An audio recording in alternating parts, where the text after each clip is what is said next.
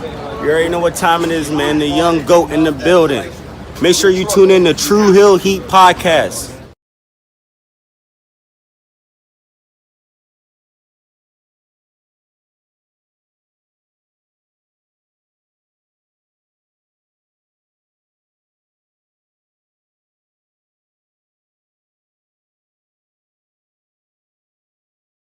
What's up, everyone? It's the interview queen Alicia Toot here, and be sure to watch Tru Heel Heat.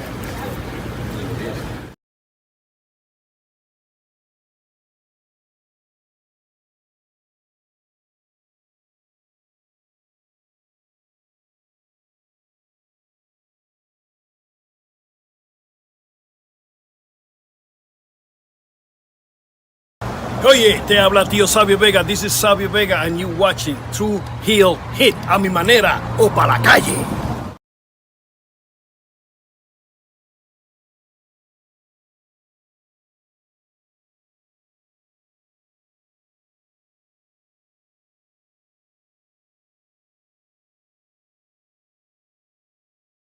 What's up, Tru Heel Heat? Tru Heel Heat. What's up? Tru Heel Heat.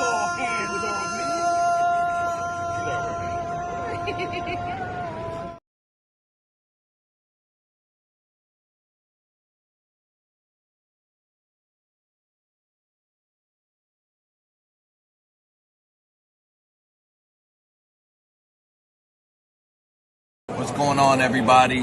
This is your former AEW World Heavyweight Champion. Once a champion, always a champion. Swerve Strickland. Whose house? Swerve's house. You're watching Tru Heel Heat podcast.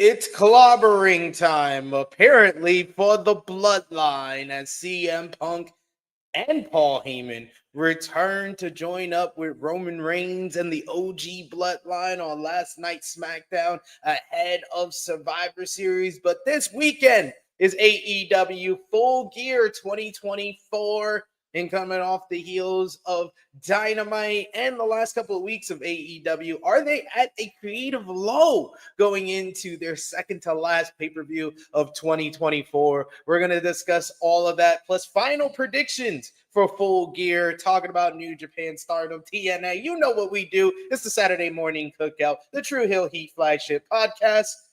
Hit the intro.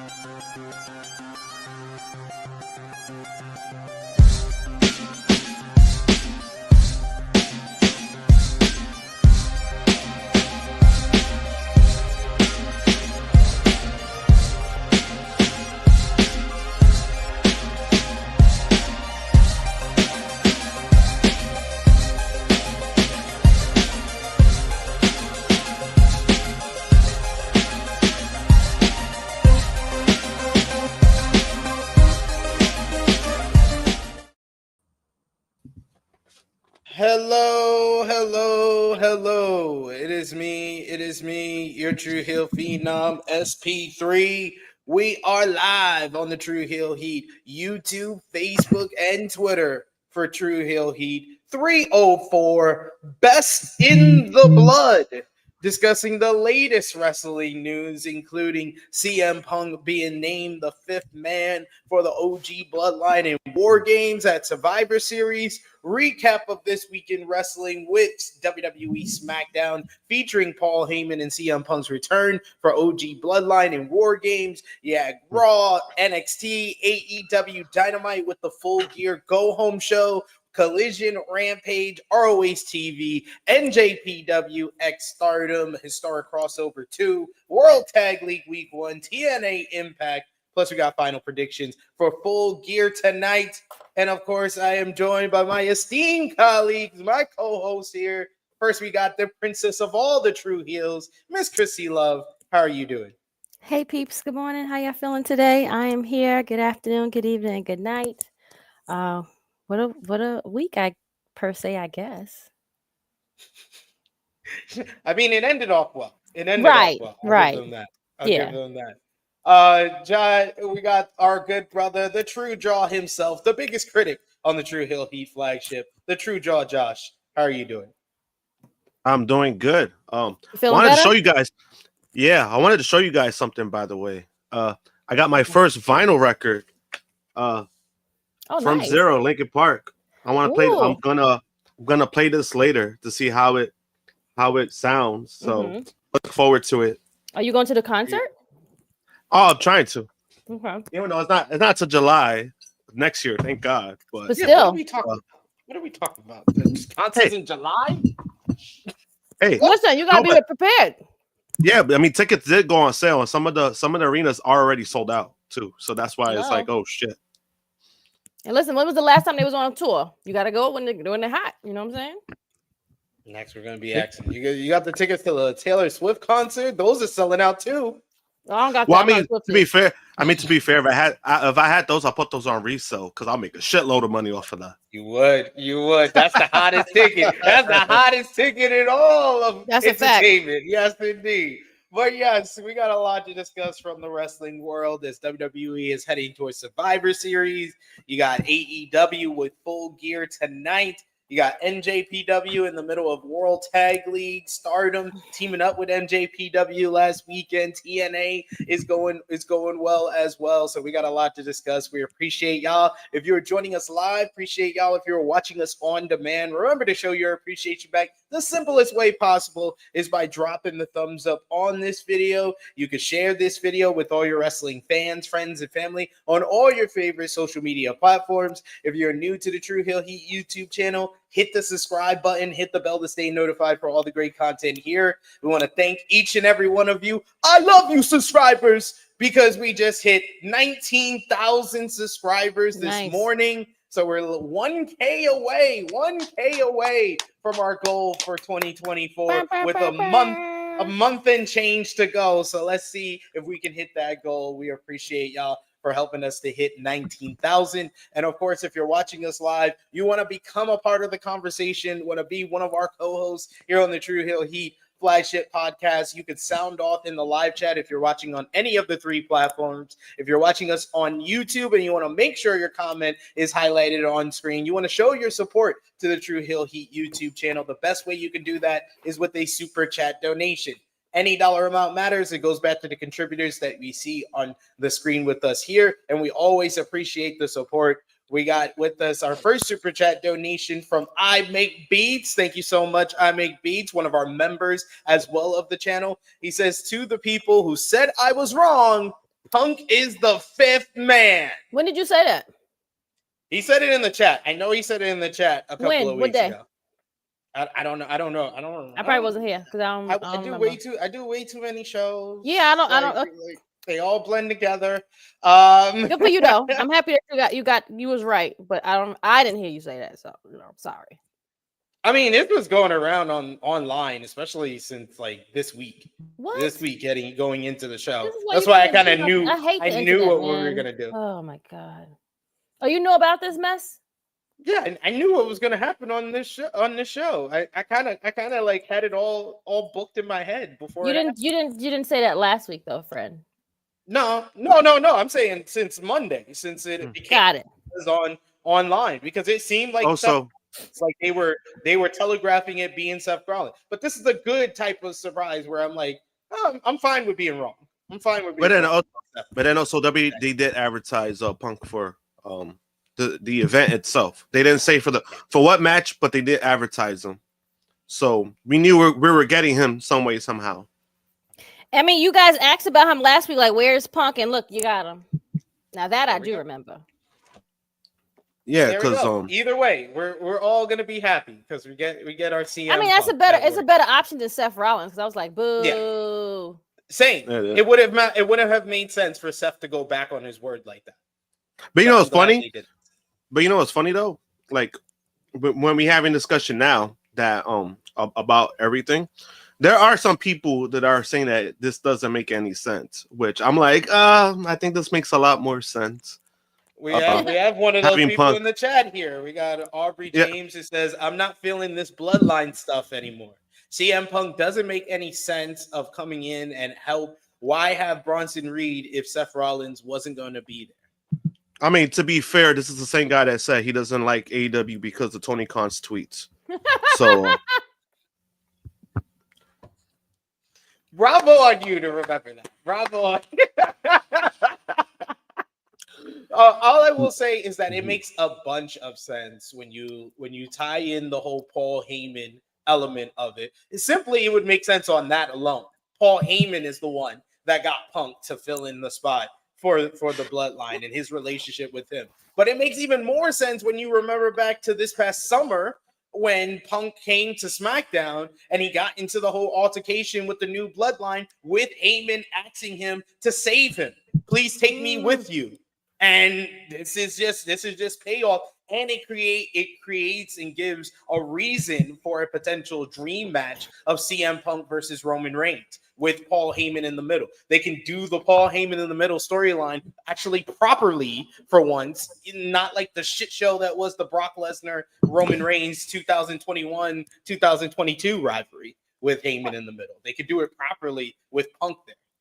Question: how the wise man had a disconnected number? He ain't give people their new number. So how did we find a new number? He just because Punk has his home number. He's the original Heyman guy. He's the original. Yes, I remember. Yes, he is. He's got the home. He was sitting with his family at the Hall of Fame, so he's got a whole bunch of family ties. That's like family to him. Because I don't know how last night's things occurred, so I don't know what happened. I just know I woke up and it was like I was just told that CM Punk is the new person. I was like, okay, great. We do have another super chat donation here. Thank you so much, Vala B. Appreciate you, Vala B, for all the support. He said, "Shout out to K. Dot. Bro screamed mustard like he was Roddy Strong. Banger album, despite the weak and disjointed stories. I'm locked in for Full Gear." I've only listened to half of the new Kendrick album. I do like the sound. The sound is awesome. It's incredible. The beats are just so West Coast now. It's just like he's in his bag. He's back to his roots. Is that what you're saying? He's back to like being the original Kendrick? Yes. He's back in his bag a little bit more. I like what I've heard so far, but I haven't finished listening to it, so I can't get a full opinion quite yet. We got here in the chat, we got Vala B who says, "I popped for T-shirt Paul, who looked like he wasn't actually there for work, but they wrote him in last minute." No, he had the same look as Solo. He had on the same outfit as Solo, the black blazer, the red shirt, and the red piece right there. So. He borrowed it from Solo because it was like 3 times his size too, which is saying it's kind of crazy. Kind of crazy for Paul Heyman. Yeah, that's kind of crazy. Or it could be this, but the geeking dork says Paul lost lots of weight and he looks great. It probably was his suit and he lost some weight and that's why it looked like it's oversized. No, I mean he looks the same because he was at a big event not so long ago and he looked the same. I mean, if he did, he did, but I didn't see no difference. All I saw was that he came out with a bigger suit and a tan. That's all I really noticed. Yeah. Yeah, I mean, I thought he looked good last night. For sure. For sure. Yeah, he looks healthy. I mean, that's good. I mean, it's a good thing for him. He looks healthy. Probably much needed time off for him because he was doing a lot. Yeah, he wasn't sleeping. You could tell. We got Chuck Berries with a super sticker as well. Thank you so much, Chuck Berries. Appreciate that. You guys are killing it already today. We appreciate it. And like they said, mustard. Yep. Did y'all listen to the Kendrick album yet or anything from it? I heard a little bit of it. I haven't yet because I kind of want to savor it yet because I've been more busy listening to From Zero, so I want to like give that time before I start listening to the Kendrick album. But then also because I was kind of thrown off when I was like, wait, what? He just dropped an album. What are you talking about? He just dropped an album, and I was like, what the fuck is going on? Well done. Well done. I love when rappers do that. Just drop the album. Well, yeah. That's better for rap. Yeah, when rappers do it. It makes the most sense when they do it. Because no matter what, like even promoting wise, it benefits them because like if it drops, that's what people really want more. I know Eminem did the same thing, right? Years ago, he did the same thing with Kamikaze. He did it twice. He did it with Kamikaze and Music to be Murdered By. Yeah, so and it worked out for him. So for him to do that, I knew he was gonna drop an album because they've been talking about it, they've been teasing it, and then all of a sudden he just did it. He just picked a random Friday to do it. So I look forward to listening to it though. Love Kendrick for that. Awesome. We do have a super chat donation here as well from Will Chisholm. Thank you so much, Will. He says Roman said he's my wise man, and Punk said we'll see. A trade, a tease for a heel turn down the line. I could see it. I didn't see. I think I saw Roman say, why are you even here? But I didn't see Punk's response. I didn't see what else they said in the ring to each other. Yeah. So we'll see. But I think that's a big matchup that is probably not anytime soon. I think at best we'll see about next year, and we'll get into that, and we'll see what everybody on the panel says today. But we start off every flagship podcast with our Tru Heel roll call, shouting out you who's supporting us on social media, as well as here on the Tru Heel Heat YouTube channel and our Patreon page. Our top 3 conversation starters are Tru Heel Trinity. You got Jermaine Pappin. You got number 2, Vegas Bad Boys of Podcasting, and number 1, Stewie Don Palmer. Our Patreon backers, you got Vala B, you got Alan Weinstein, you got the Negro Buck, Dick Jackson, Alex McCarthy, Professor Chris, Trey, Robert, Steve, Ladarius, John, aka Russell Scopes, Dan, Kobe, Dolores, John Martin, DJ Eric, Marcus, James, Allen, and Santo. Thank you so much for supporting us over at patreon.com/Tru Heel Heat. $3 a month gets you exclusive content. Right now, we got our NJPW World Tag League preview that you can check out over there. So go over and support us over there as well. But let's start off, Krssi, Josh, with what we missed. And let's talk about last night's SmackDown. WWE SmackDown took place from Salt Lake City, Utah, and the show featured Solo Sikoa kicking off the show to let Roman Reigns know that he needs to accept his terms of surrender ahead of War Games because he's not prepared, so he needs to just surrender to him. And when he acknowledges him as the tribal chief, he will allow the rest of the OG bloodline to do so as well. Roman didn't have a plan for the OG bloodline not having a 5th man after Sami Zayn and Jey Uso suggested Cody Rhodes and Seth Rollins. And he told the OG bloodline that they were going to go out there, and if we die, we die. Good advice. The OG bloodline confronted the new bloodline to close the show for the terms of surrender. We had Solo basically telling Roman that he will accept them all in the bloodline because he loves them and he wants them to be in the bloodline with them so they can dominate for years and years to come. Before Roman could respond to Solo, though, Ladies and gentlemen, my name is Paul Heyman. To a huge pop from that Salt Lake City crowd, he suggested that Solo might have some bad math because you can't have a War Games with a 5-on-4. It has to be 5-on-5, and the fifth man is none other than CM Punk. CM Punk comes out, taping his fist. He comes and joins the OG Bloodline in a brawl with the new Bloodline. It breaks down, fighting off everywhere. We get a big stare down between Roman and Punk before Roman hits a spear on Tongaloa, while Punk hits the GTS on Tama Tonga at the same time. And we close the show with Punk staring off with Roman Reigns with the OG Bloodline, but behind Roman, and Paul Heyman in between Roman and Punk. What a close to the show. This crowd, the roof went off the building for Paul Heyman. It went off the building for CM Punk's return, and it went off the building for the Punk Roman stare down. So we got a lot to discuss there. But elsewhere on the show, you had Chelsea Green beat Blair Davenport and Bianca Belair to advance in the WWE Women's United States title tournament.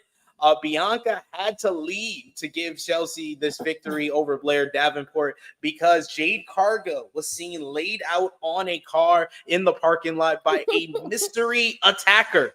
Cargill was stretchered out and removed from the women's U.S. title tournament for next week. Later in the show, you had Bayley and Naomi defeated Tiffany Stratton and Candice LeRae via disqualification after interference from Nia Jax. Io Sky came out to even the odds, but Liv Morgan and Raquel Rodriguez came down to give their War Games teammates the advantage, until Rhea Ripley made a surprise appearance on SmackDown to make the save with a damn kendo stick. Elsewhere, you had Montez Ford. He picked up a victory over Tommaso Ciampa in a hard-hitting affair. Post-match, Ciampa attacked Ford until Angelo Dawkins came down to make the save. Johnny Gargano tried to pull Dawkins off of Ciampa until his DIY partner attacked Angelo from behind. Gargano stopped Ciampa, who pushed down his friend for the second week in a row until Motor City Machine Guns made the save. Ciampa yelled at Gargano to pick a side between him and the Machine Guns. You had L.A. Knight. Yeah, he successfully defended the United States Championship once again against Santos Escobar. Post-match, you had Shinsuke Nakamura. He came down to attack Knight for the second week straight. And Cody Rhodes face-to-face with Kevin Owens didn't go as planned, as Owens chose not to enter the ring. They did have a fabulous promo exchange where KO fully explained why he turned due to Cody choosing to team with the man who ruined his life and almost ended his career, Roman Reigns, at Bad Blood. Cody said that KO is his own worst enemy, and he always has to be the victim. So they both decided to agree to a fight. But KO said that he will choose the time and the place because he's in control. And he did shoot the bullet on the wrong guy and Randy Orton with the power driver. But he doesn't hate Randy Orton, but he does hate Cody Rhodes. So really good episode of SmackDown. I think that SmackDown's had a good run of episodes heading into Survivor Series. I think it's been the better of the two between Raw and SmackDown over the last couple of weeks. But I thought this one was one of the better episodes in a while, probably like since the summer. This was one of the better episodes since they came back to the USA Network. So, primarily on the kind of the big segments of the night, the Cody Rhodes, Kevin Owens promo exchange, as well as the Bloodline stuff with CM Punk. Krssi, you said before you weren't really expecting Punk in this position. So how did you react to everything? And do you think that CM Punk is the right choice for the OG Bloodline in War Games? Well, like you said, he's the original like Heyman guy, and as the wise man is going to advocate and bring the right choice for that team. So I think it's a better choice, way better than Seth, because I was just like, oh my god, this is just going to be so boring with Seth being there. I was just like, they just kept it as a 4-on-4, but Bronson actually blends in very well. He does. He seems like a fit with the bloodline.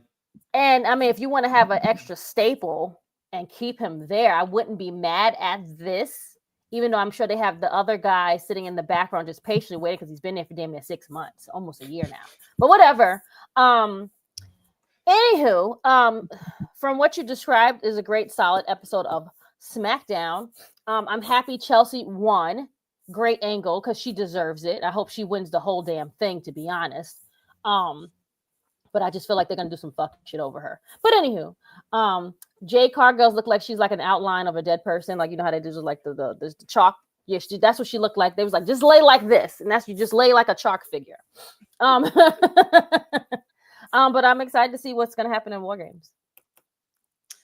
Josh, what did you think about the Cody and Kevin Owens exchange? I said it a couple of weeks ago. This feels like the first time they're actually giving Cody a story that is not with the bloodline, that feels like a main event program. I just wish that last night's segment would have ended with us knowing when they're going to actually fight, because I feel like they've done a great job with the men's War Games for Survivor Series, but none of the other matches I'm looking forward to at all. So I wish that they would have added Cody and KO, because that would give me another match I'm looking forward to. But what did you think about everything with KO and Cody last night?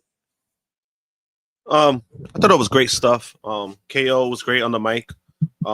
His explanation was valid. You know, there's not much I could really defend Cody on when it comes to that. Storyline wise, at least, obviously, but like now they finally gave like a solid reason and it makes sense.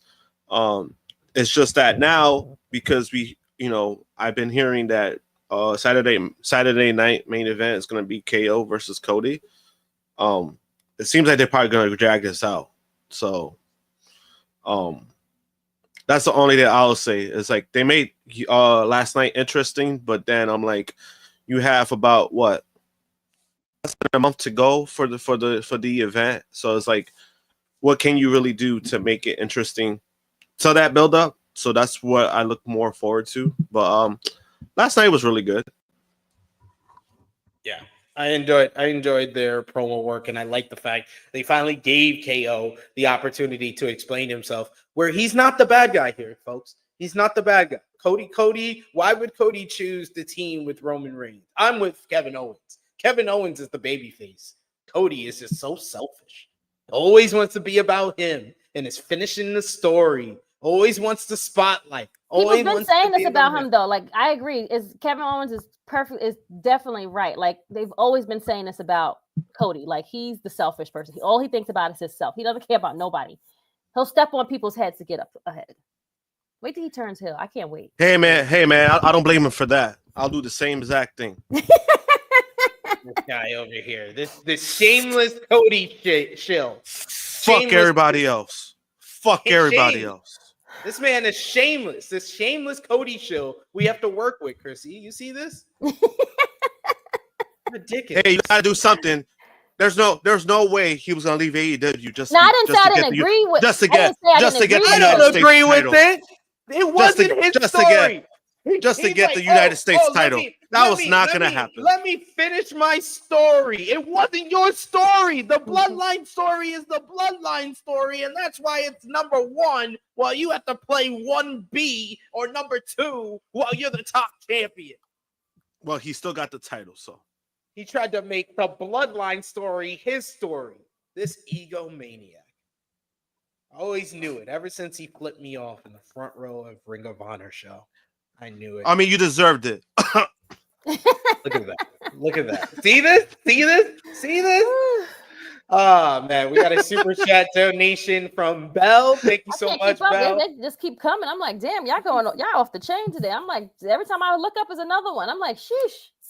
I'm not complaining. I'm just We're celebrating 19K. 19K. Yes, Thank exactly. you, Bell. I'm just, trying to catch up. But everyone, I get one down, another one pop up on the screen. I'm like, oh, okay. Wait, make sure I'm in accordance with everyone. Make sure I got it right.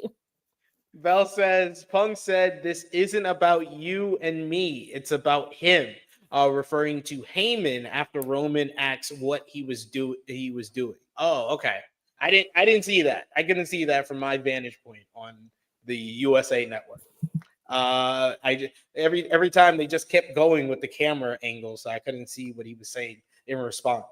But thank you, Bell, for that. That makes sense. This is about Heyman more than anything, with Punk's involvement in it.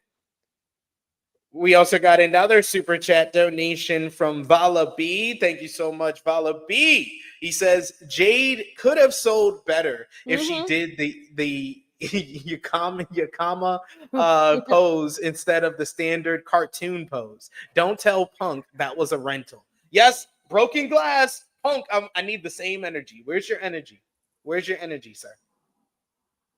Is he not upset that they broke real glass on a rental car? Right. And now they're not going to be able to get rentals in Salt Lake City? No? There's no upset from Punk?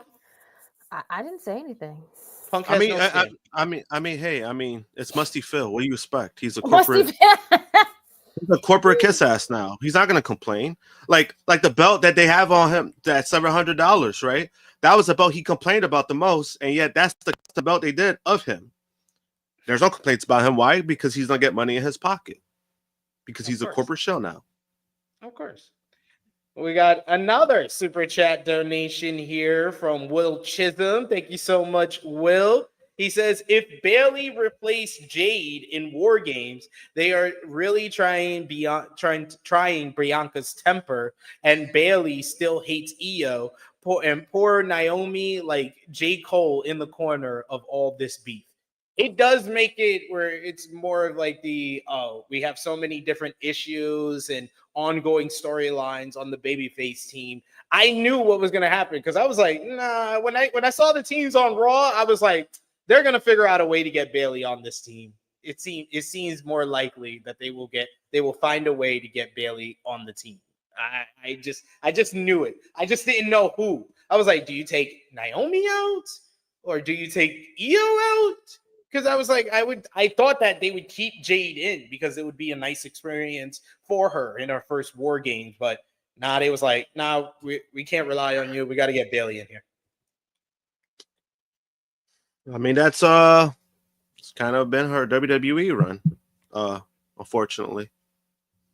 Yeah, it seems like every time she comes close to a bigger opportunity, they just feel like, no, you know what? Not right now. There's no real faith behind her, and people can say what they want. I mean, she's been with the company for over a year now.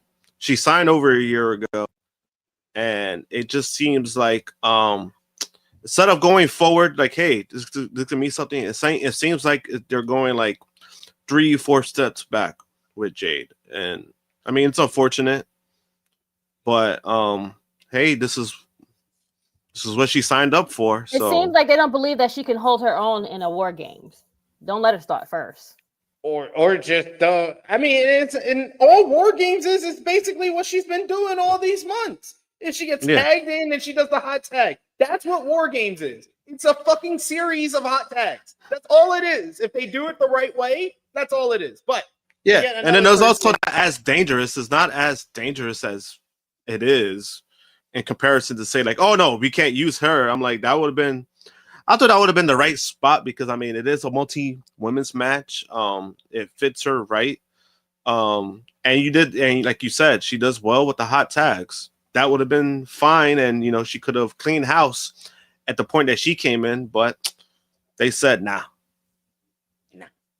But to get someone else's opinion on what went down on SmackDown between Punk joining up with the OG Bloodline and Roman Reigns, Paul Heyman's return, we had the Cody and Kevin Owens promo exchange, Jade Cargill getting written out of War Games, and the women's U.S. title tournament.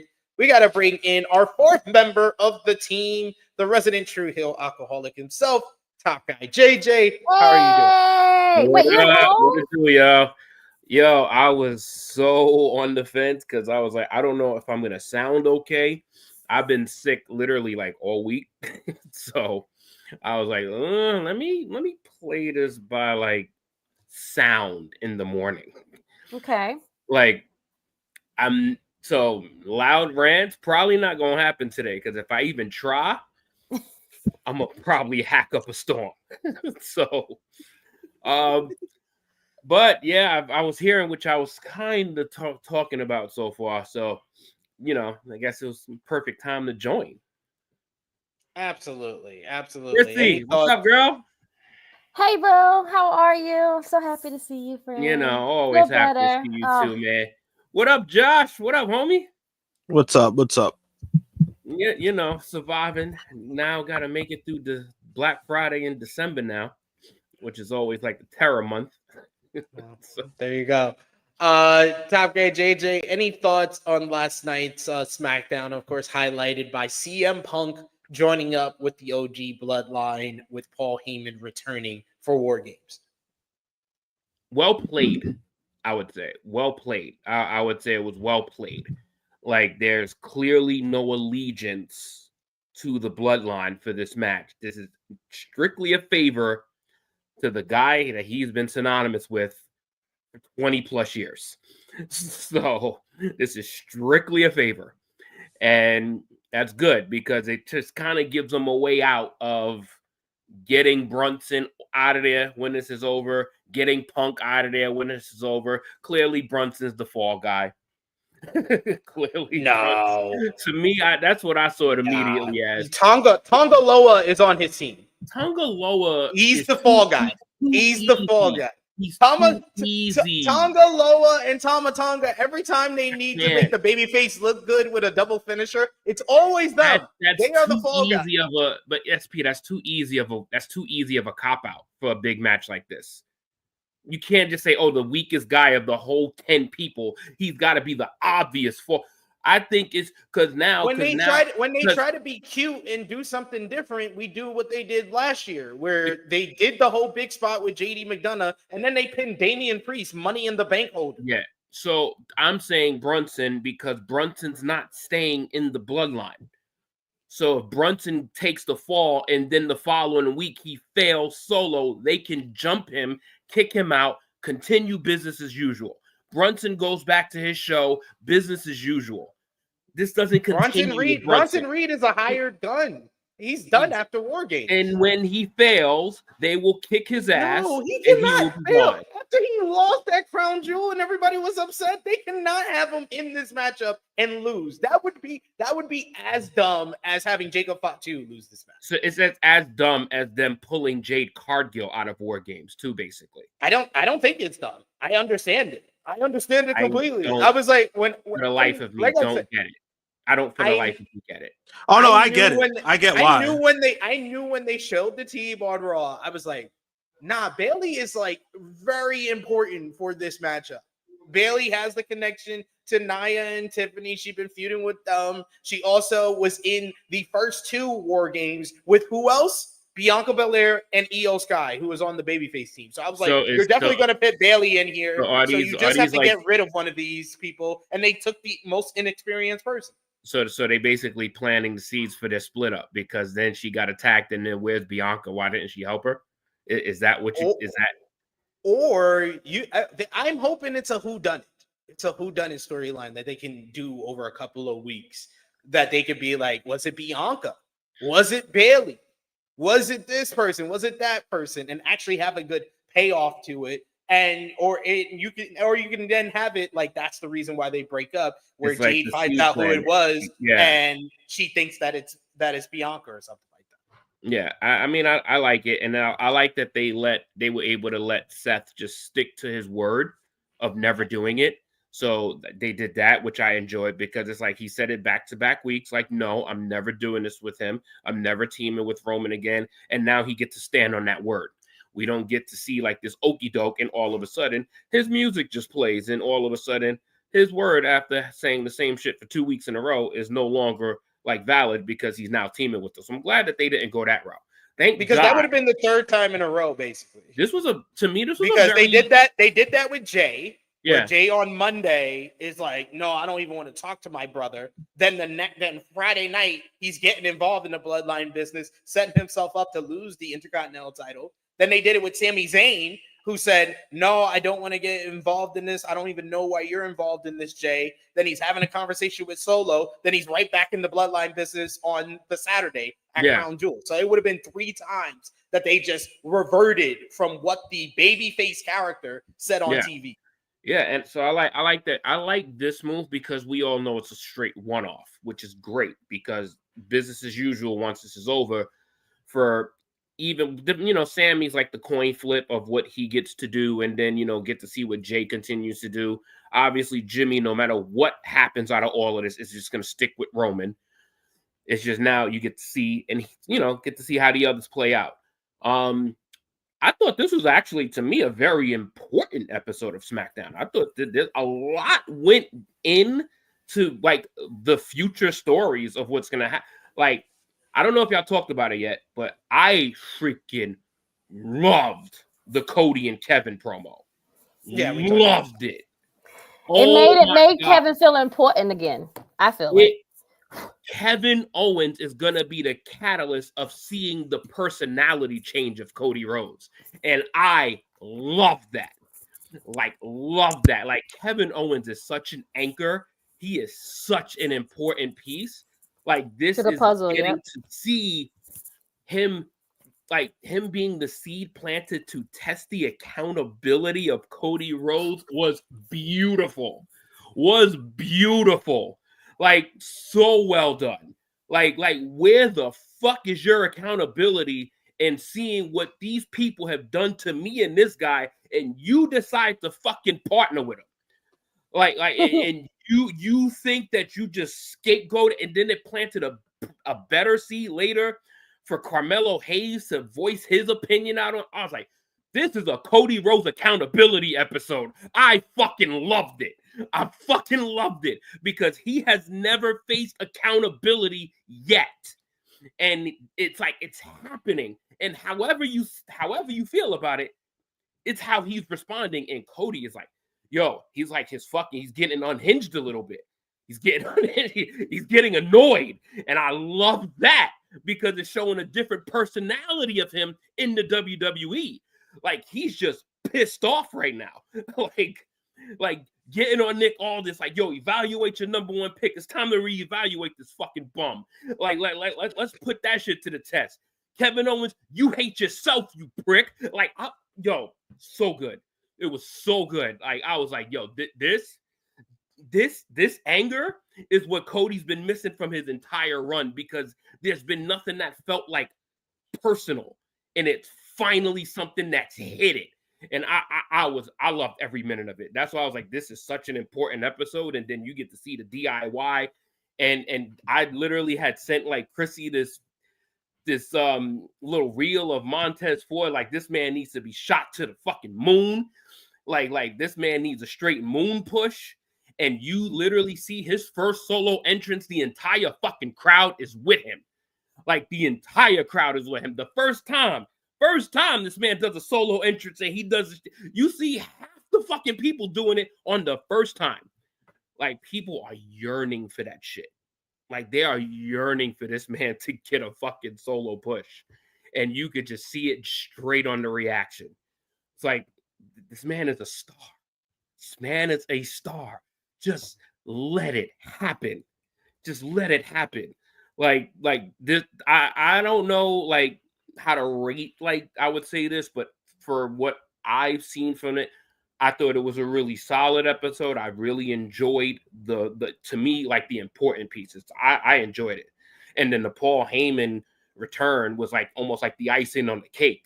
Like, it's like, no matter how predictable it is, whenever you hear "ladies and gentlemen," like, that shit is like almost like a goosebump creation. Like, it's like, my guy is like that man is back, you know? So this was a really, really fun thing to watch last night. Yeah, like I said, I thought it was one of the better shows since like the summer.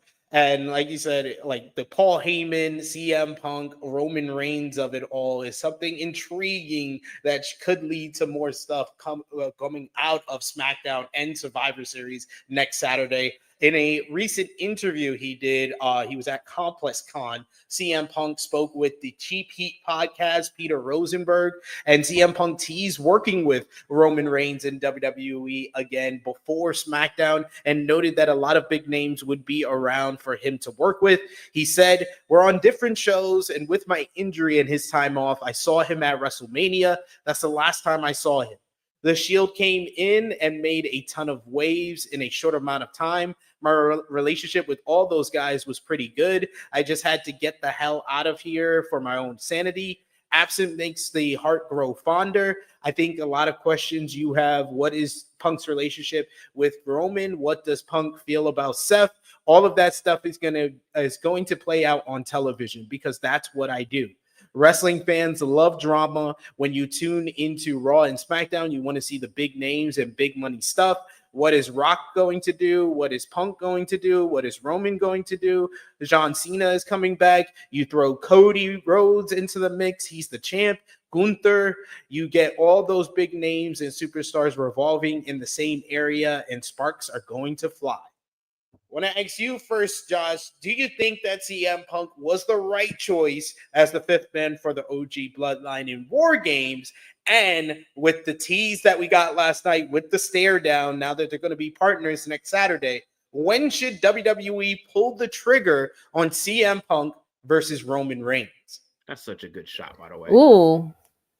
As far as answering the first question, wouldn't say the right choice, but I think it's the fair choice, right? You wanted to make it interesting, and having Paul Heyman involved while bringing Paul Heyman back. I think that actually make the whole thing better, right? Because it's not so much like, right? We know what Seth Rollins could do, but let's be real, wasn't as interesting because you kind of handicapped Seth Rollins. Not only that, but you would have made him look like an idiot again. We already got that for WrestleMania 40. You made him look like a glorified idiot, and then you were planning to do it again. Like you were gonna have him team up with you're gonna have him team up with the same guy that basically beat him and Cody at WrestleMania. I wouldn't have wanted that for him. So bringing in Punk, I think makes not only makes the most sense, but I mean it kind of gave it a spark that it really needed. Because we were in that kind of situation where we're just like, oh, they're adding Bronson Reed and Seth Rollins because that's the feud. So they're just adding that. So taking Seth Rollins out of that makes it better. But then also it makes him look like a smart guy finally because he gets to keep his word. So I like that. And again, it makes War Games for the men. Now it was already interesting, but now it kind of like amps it up in my opinion. Like it's like, oh shit, like they're finally doing something, and I do want to see how Punk does in this match. You know, he's been off for a month, so and sometimes with Punk, I kind of notice with Punk is that when he doesn't wrestle for a while, he does tend to be very rusty. So maybe this is a good match because it could be messy, and if they fuck up, then it's kind of an excuse because it's like, oh, it's War Games, so you don't need to be perfect in War Games, right? And as far as the second, what was about Roman and Punk when they should do it? Yeah. Maybe I would say maybe SummerSlam. I think if you're trying to sell SummerSlam, you have a 2-night show for SummerSlam. I think that's a good spot for them. For SummerSlam, like it's a big event. It's you can have eyes on the event, and that would draw people. So I think SummerSlam is a good spot. It's just a matter of like it's from all like right now we're in November. That happened, and then sometimes down to August. You still have Punk and Seth Rollins to do. There's a few things you could still do that you could hold that off until SummerSlam. But I think SummerSlam is a good spot because I don't see that happening at Mania. I think Roman's gonna do something bigger at Mania, so I think SummerSlam is the next big step for that because definitely not doing that at Saudi. We saw Punk hates Saudi Arabia, so he's not going there. So you're not gonna do it for there. Mine. So Yeah, so I would say I think SummerSlam. I would say I'll give, and then also Triple H does like to drag shit, so I mean this is perfect for him. So I think SummerSlam he loves good that. spot. He loves that. I'm actually going to disagree with when they do Roman versus Punk, only because I am now what's today, November 23rd, 2024. I don't feel like we're getting the triple threat of Cody versus Rock versus Roman. I think we're more likely we're going to get Roman versus Rock, and Cody will just have the night one main event. So With if Kevin they do or that, somebody else? Good. if they do that, then Roman and Punk is WrestleMania 42. So that's what I would say. I would say WrestleMania 42. You think they're gonna drag it even further? Yes, I think they'll do Roman. That's a long versus time. Punk. Roman versus Punk at WrestleMania 42 in 2026. But I do agree with Josh that SummerSlam is not a bad shout at all because of the 2-night at MetLife Stadium. That's a big enough show that you could do it. You could do a nice little 4 to 8 month program with Paul Heyman in the middle of Roman Reigns and CM Punk, and then culminated at SummerSlam. So that would be great as well. It just feels like the type of big matchup that Roman Reigns would say, nah, we could do that at a WrestleMania. And it feels like the type of big matchup where CM Punk can finally main event a WrestleMania, because he ain't doing it with Seth Rollins in 2025. So he needs that one big matchup to finally main event of WrestleMania. So that's why I would do that at WrestleMania 42. And I do think that CM Punk being the fifth man is the right choice. It was the right choice and really the only choice for WWE. Cody Rhodes is busy with Kevin Owens, and like I've said a million times on this show, they did way too much Cody Rhodes versus the Bloodline, and it became a crutch for his whole entire title reign. This finally feels like he's in a storyline that's a main event program that doesn't involve anyone from the Bloodline. So he needs to stay on track with that over there. Doesn't need to get involved over here. Seth Rollins versus Roman Reigns is another big money matchup that I don't think we're going to get anyting soon. I think we're going to get it way down the line, like a WrestleMania it's too big. 42, 43. Yeah, they are sowing the seeds of a decade-long storyline between these two guys, from the Shield stuff to Seth being the difference why Roman lost the title at WrestleMania 40. All the stuff he said over the last couple of weeks about not wanting to be on his team, never being able to team up with him again. The next time I see him, I'm going to stomp his head in the ground. That's going to culminate at your SummerSlam, your WrestleMania, your tentpole event. So that's down the line. So I think that it was the right choice to not put Seth Rollins in here. And CM Punk fills a lot of spots because it does help out the Seth Rollins CM Punk rivalry, because he's taken a spot that now probably Seth wanted after what happened on Monday with Bronson Reed and Solo. And it also further basically lights the spark for a CM Punk Roman Reigns matchup. And Punk is the third biggest star in the company. So you have 2 of the 3 biggest stars in War Games. It makes War Games feel bigger. This Survivor Series card feels like a one-match show because all the concentration, all the focus, all the good storytelling is going on one matchup out of the 3 they have already announced. So are we surprised though? Yes, I am a little surprised because most WWE PLEs this year have had effort to more than 2 matches. This one doesn't have more than 1. Yes, I'm surprised. If this was Vince McMahon, I would not be surprised. But this is Triple H. I expect better. I expect better from him. I don't expect nothing from my old. I don't expect nothing from my oldest child who's 23 living in the basement. But my 14-year-old who's in college, yes, you. I expect more from you. Okay. I mean that's fair. I mean that's fair, right? We want to be. You gotta be critical on Triple H too. That's all we've been asking for. Listen, right? You're right. I agree. You're right. Top guy JJ. Do you think Punk is the right choice for War Games? And when should WWE do Punk versus Reigns? I think, what's crazy? It's like to a degree, like I agree with both of you.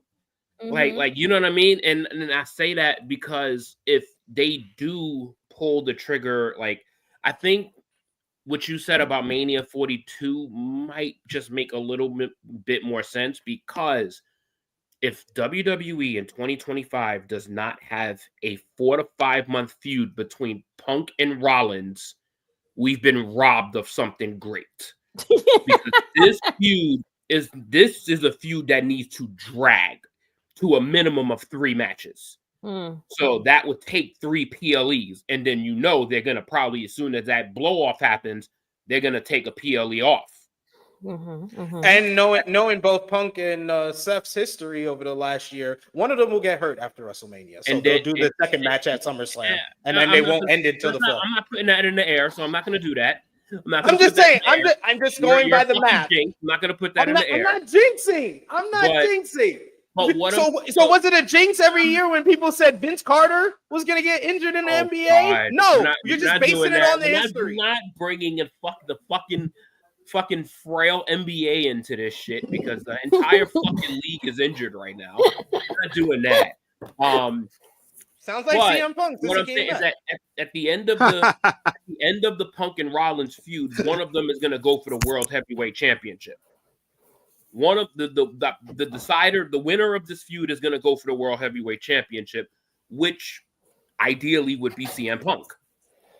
So if you have CM Punk defending the World Heavyweight Championship against Roman Reigns at WrestleMania 42, it just lines it up beautifully and gives them time to do it all and get as much fucking juice out of these 2 feuds as you can possibly get. So I do think to let it drag out for a little bit longer, and there's gonna be a point in time, and people, and listen, I'm not the one I'm not gonna like this, but there's gonna be a point where I think Roman is gonna go through an adverse period.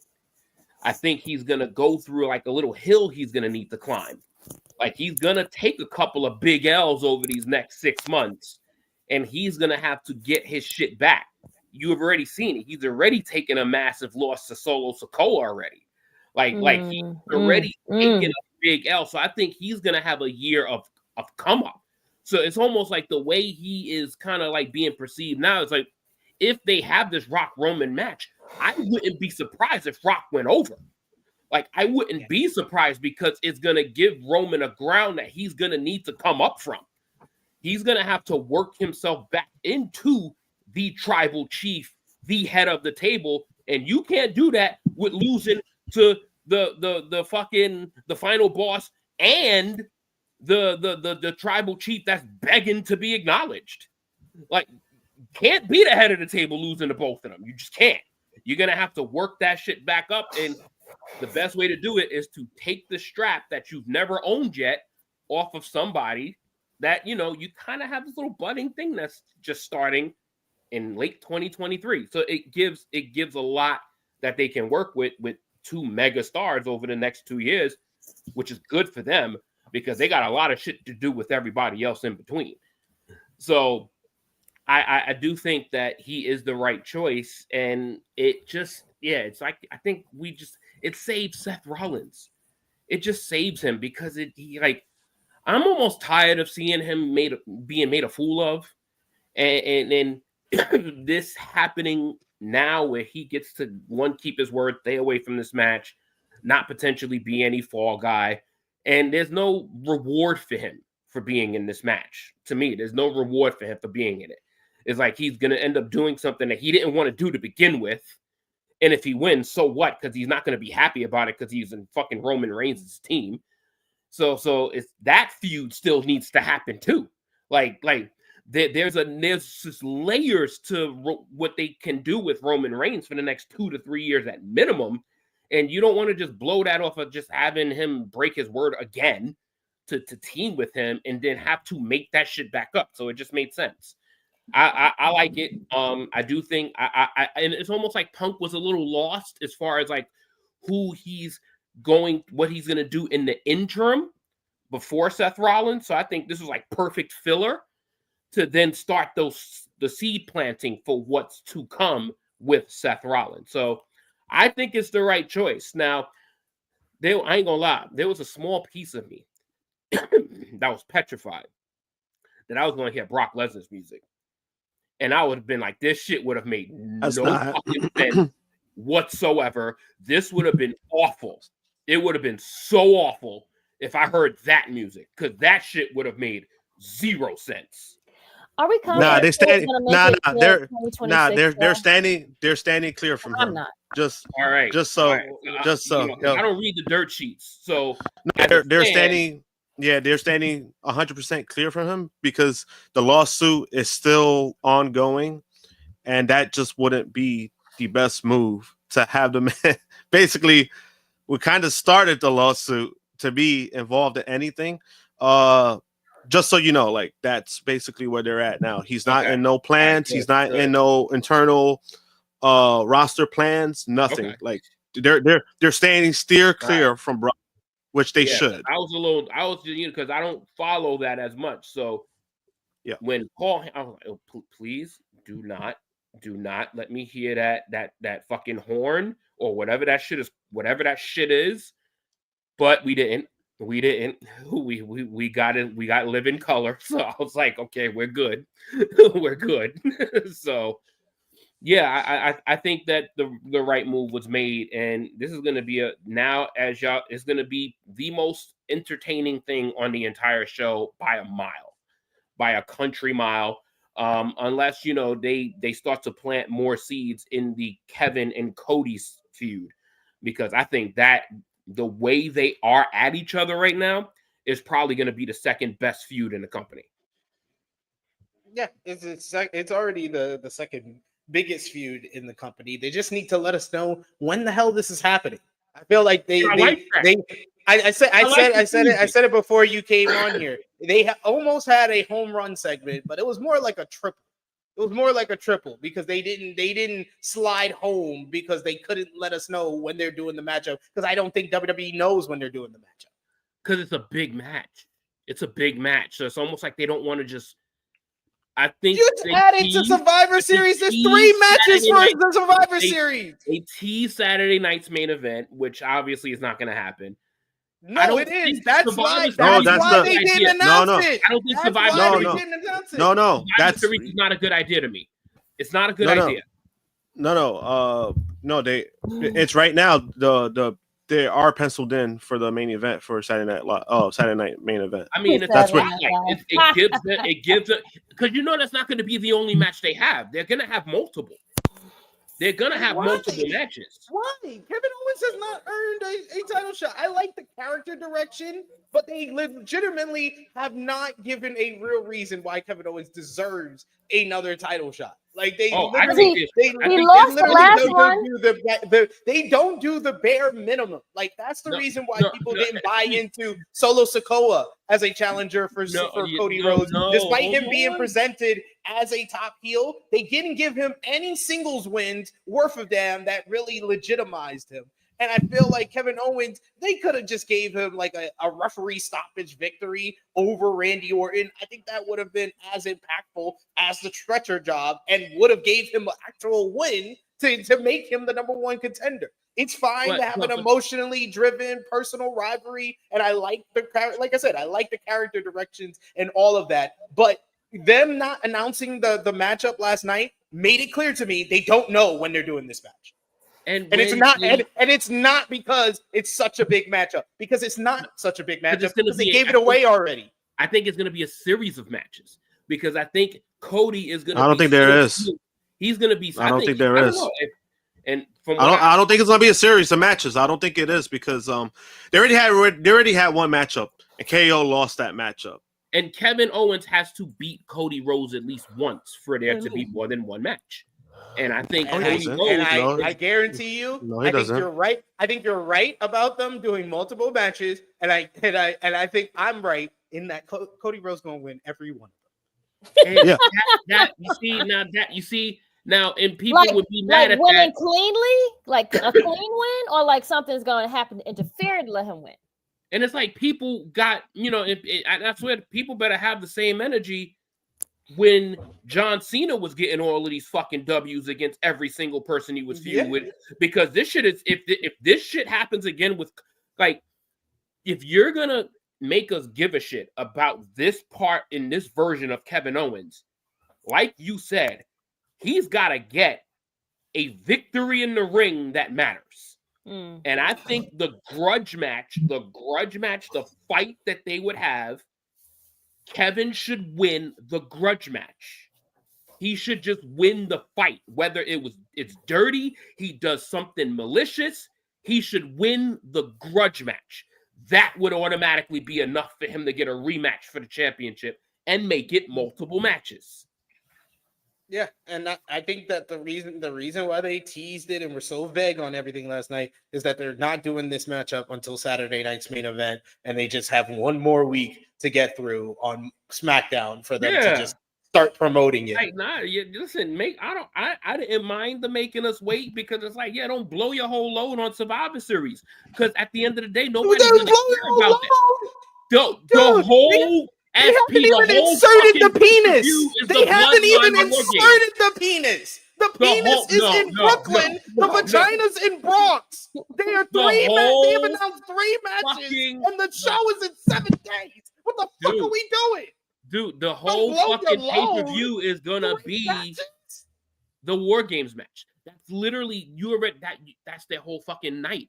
Is that one fucking War Games? Each one is gonna be an hour long. Yeah, that's their whole pay-per-view, dog. They're gonna have probably 2 matches in between, and nobody's gonna care about any of them. We already know what it is. We're gonna have a 3-match card. Oh my god. I blame we're gonna have one more match announced on Monday. WWE fans that accepted this 5-match merchant bullshit. Now we gotta live. We're gonna have a fucking premium live event. We're going to have a 3-hour show. 3 matches? There's going to be 4. They're going to stick a 4th in there, and it's going to be random as fuck. And not in the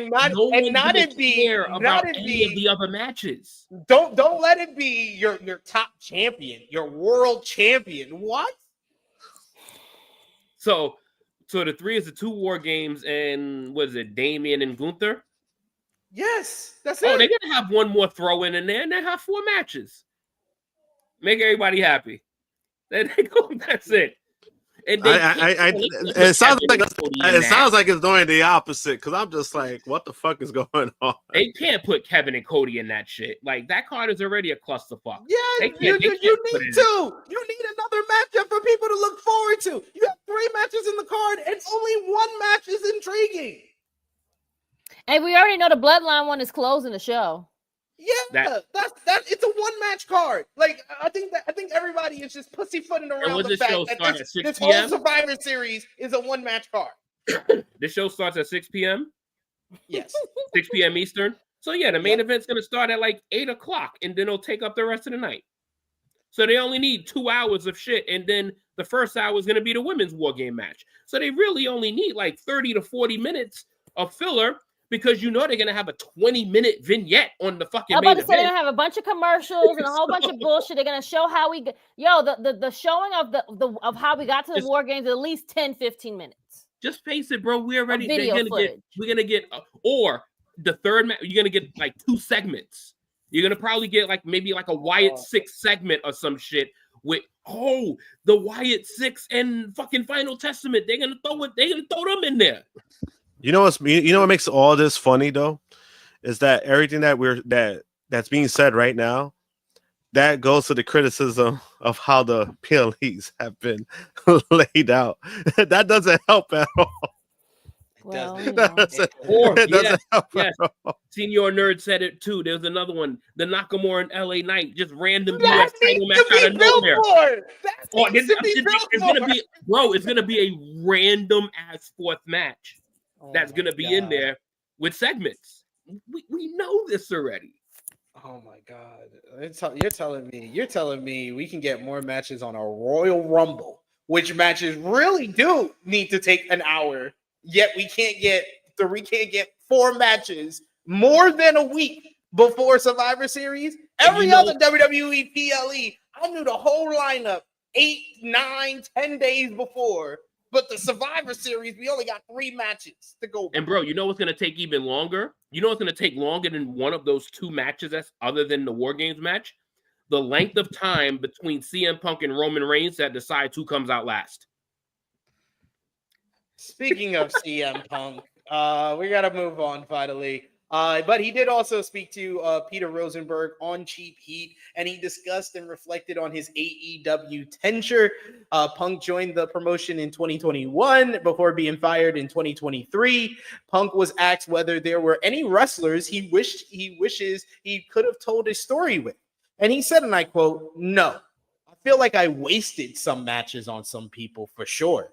That is what it is. Some people understand the business and some people don't. I think everybody here understands the business." I will start with you, Miss Krssi Luv. What matches would you have said CM Punk wasted in AEW? I don't think he wasted matches in AEW. I think he was perfect.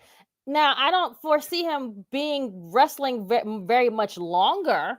The confidence that you guys got for him to get to 2026 is very slim for me. I don't know how y'all gonna get him there. Phil is accident prone. I'm just sorry. I love the confidence that you guys have. I don't think he wasted any matches in AEW. That's just him being Phil. That's just him being a troll. I'm sorry. Yeah. When I read this comment, I was like, oh, he's talking about Hangman Adam Page. I think it was still like a good match. I like the match. I think like if you were gonna say legitimately what matches you would say he wasted, I don't think Punk needed to face QT Marshall in his whole entire AEW run. I don't think. Oh no. There's something I want to say about that. By the way, go ahead, Josh. Because somebody basically, so when Punk said that, right, obviously all, Twitter shares it, they clip it, they talk shit, right? So somebody mentioned QT, somebody mentioned that match, right?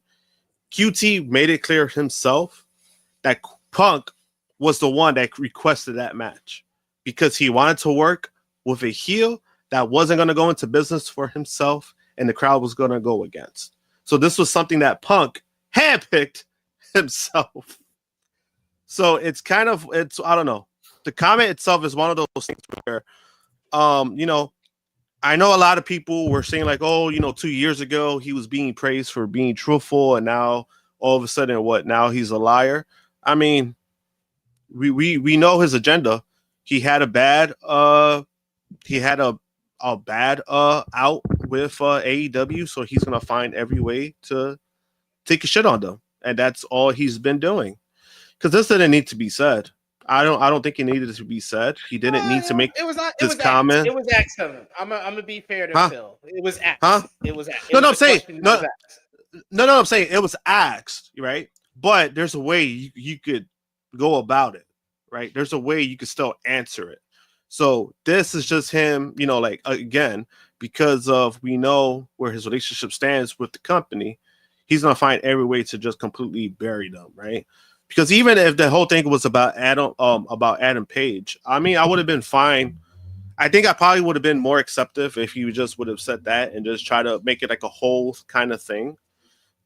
Because we all know he doesn't like Hangman Page. He still has a grudge against him. He even went as far to be unprofessional, to be on TV to try to call him out. And, he feels some type of way about Adam Page, right? But for him to try to say something like that, I'm like, bro, why are you lying for? Like, we all know, like, we exactly. I mean, again, being a troll, Phil being. I mean, again, I get it because like we all know when he gets like this, when Punk gets like this, when he gets into his bitter stage on certain things, he's just saying whatever, right? Because even when he left WWE, it was the same thing. He shit on them every opportunity he gets. And then who knows? Maybe 10 years from now, he'll probably have a change of heart and probably say some nice things. And then, I don't know. But then also, I don't know. Because he was there with Peter Rosenberg. Rosenberg is a WWE shill himself. No, he's a troll his damn self. I can't. You probably knew he wasn't. Boy is just so annoying. So in general, honestly, no, I'm saying, but in general, honestly, I don't think you were gonna get anything positive from Punk about AEW. You were not gonna get that because to this day, every opportunity, again, if it gets asked to him, If it gets brought up to him, he finds every way to like do what he does. And I get it. It was a bad, again, right? It was a bad send off. He got fired, and it was so many terrible things. Yeah. He claims that I mean, there's for your actions. There's things that he says that there's a bunch of lies, but I mean, even though like if we was to do like a whole show about what happened with AEW with CM Punk, there are things I will defend Punk on. Like don't get me wrong. There are things I will defend CM Punk on when it comes to the AEW, but then there's some that I'm like, yeah, but you probably should take accountability for this. The whole Bloodline thing, he put his hands on somebody. He should take accountability for that. All Out, I mean, All In, the whole thing that happened with Jack Perry, he needs to take responsibility for that, because you put your hands on somebody that it didn't need to happen. Like, the kid had some words. He did it. Yeah, I get it. That doesn't give you the right to put your hands on somebody, like, no matter what, right? It's one of those things where it's, again, like, there's things like if we was to a really deep dive into his entire AEW run, and then the things started happening, all the rumors that started popping up, I'll defend him, because I'm just like, there's things that are questionable. There are things that I'm like, I don't feel like he's wrong about. But then there are other things that I'm like, yeah, you probably should have handled this better, because you're a 40-year-old man and you shouldn't be acting like you're 25. 40-something-year-old man. You know what I mean? So when it comes to this, I expected it. Me personally, I don't think he wasted really any matches. You can say the QT one, obviously, but again, he handpicked that. So there's some responsibility he has on that himself. I don't know, because even the Hangman Page match, it wasn't a bad match, and all the fuck ups that happened in that match was on Punk. He tried to do the buckshot like twice and he fucked up. Like, I mean, I don't know. It's Dion Jenkins who says it's not a lie though. It's his perspective. If you were in a relationship and had a bad breakup, you would feel like you wasted your time. But also, Dion Jenkins, your perspective could be based on a lie. Yeah, that's It's nice that, and some people do this a lot when they be like, oh, I'm just giving my opinion and stuff like that. Opinions can be flawed, and perspective can be based on a lie. You also, I'm not saying that is the case with Punk. Yeah, I'm just giving you an overall analysis of what you just said. Yeah, and then also you also have to see the person who's saying it, right? Like CM Punk, we all know at this point that CM Punk is the type of guy where there's any situation, if he's not the hero, he's the victim. And this is kind of what we're at with CM Punk. Why have we spent so many years still trying to figure that out? He's 46 years old. He ain't changing, bro. And a lot of fans still treat him like he's fucking like a 6-year-old. Like, no, this is how they treat him like they enable him. Stop enabling him. All right, and it's just like, no, let's be real. Like, you can still be a fan of him, but be real about it. That's all. I think that's all. And that's all I've been. That's all I've been with Punk, because I still enjoy his work. Like, he still does great. Like, he's like, his style of wrestling might not be for everybody, but he's very big on storytelling. So he still does like some great work, because in AEW he did some great stuff. Regardless of what people want to say, he did some great stuff in AEW. And since he's come back to WWE, yeah, a lot of his promos are a lot corny, but his matches with like Drew, that was one of the best. That's probably the best feud in WWE this year. I mean, he still does some great stuff. I just think that just because you like somebody or a fan of somebody, it's okay to say, yeah, he fucks up a lot. He's not a good person. You could say stuff like that and still be a fan of somebody, because you're talking about their craft, right? If you're a fan of somebody, you're a fan of them because of their craft, of what they're doing. Not everybody's a nice person. Like, I'm just saying, you could like somebody and I was like, oh, maybe this person's a piece of shit. I'm pretty sure there's a lot of celebrities we like, and they're probably assholes in real life. It happens. Hey, I'm a huge Michael Jordan fan. He was a piece of shit gambler. Kobe Bryant is my favorite athlete of all time. He cheated on his wife. Like I am honest about anyone that I'm a fan of, and I think It's that true. overall in wrestling we kind of need to have that as well. We do have Yeah. here a super chat donation from Chuck Berries. Thank you so much, Chuck Berry, for the huge super chat donation. He says, "I feel that next week Bailey and Bianca will have to come to Jesus meeting to squash their beef, even if only temporary. Also, Seth may not be in War Games, but I think he will play a role somehow." Interesting. I would be interesting to see Seth get involved. Could signal like a heel turn for Seth if he costs the OG Bloodline the win, because he said that he wants to stomp Roman's head in the ground, and we all know he hates CM Punk, so he has. I would love that. He needs to revamp his whole image now. I think we're over the Monday Night Rollins, the whole like Seth freaking Rollins, the whole like flamboyant of wearing all these extravagant outfits. I'm over it all. Like we need to see a change. We need to see a redo. Let's start from scratch.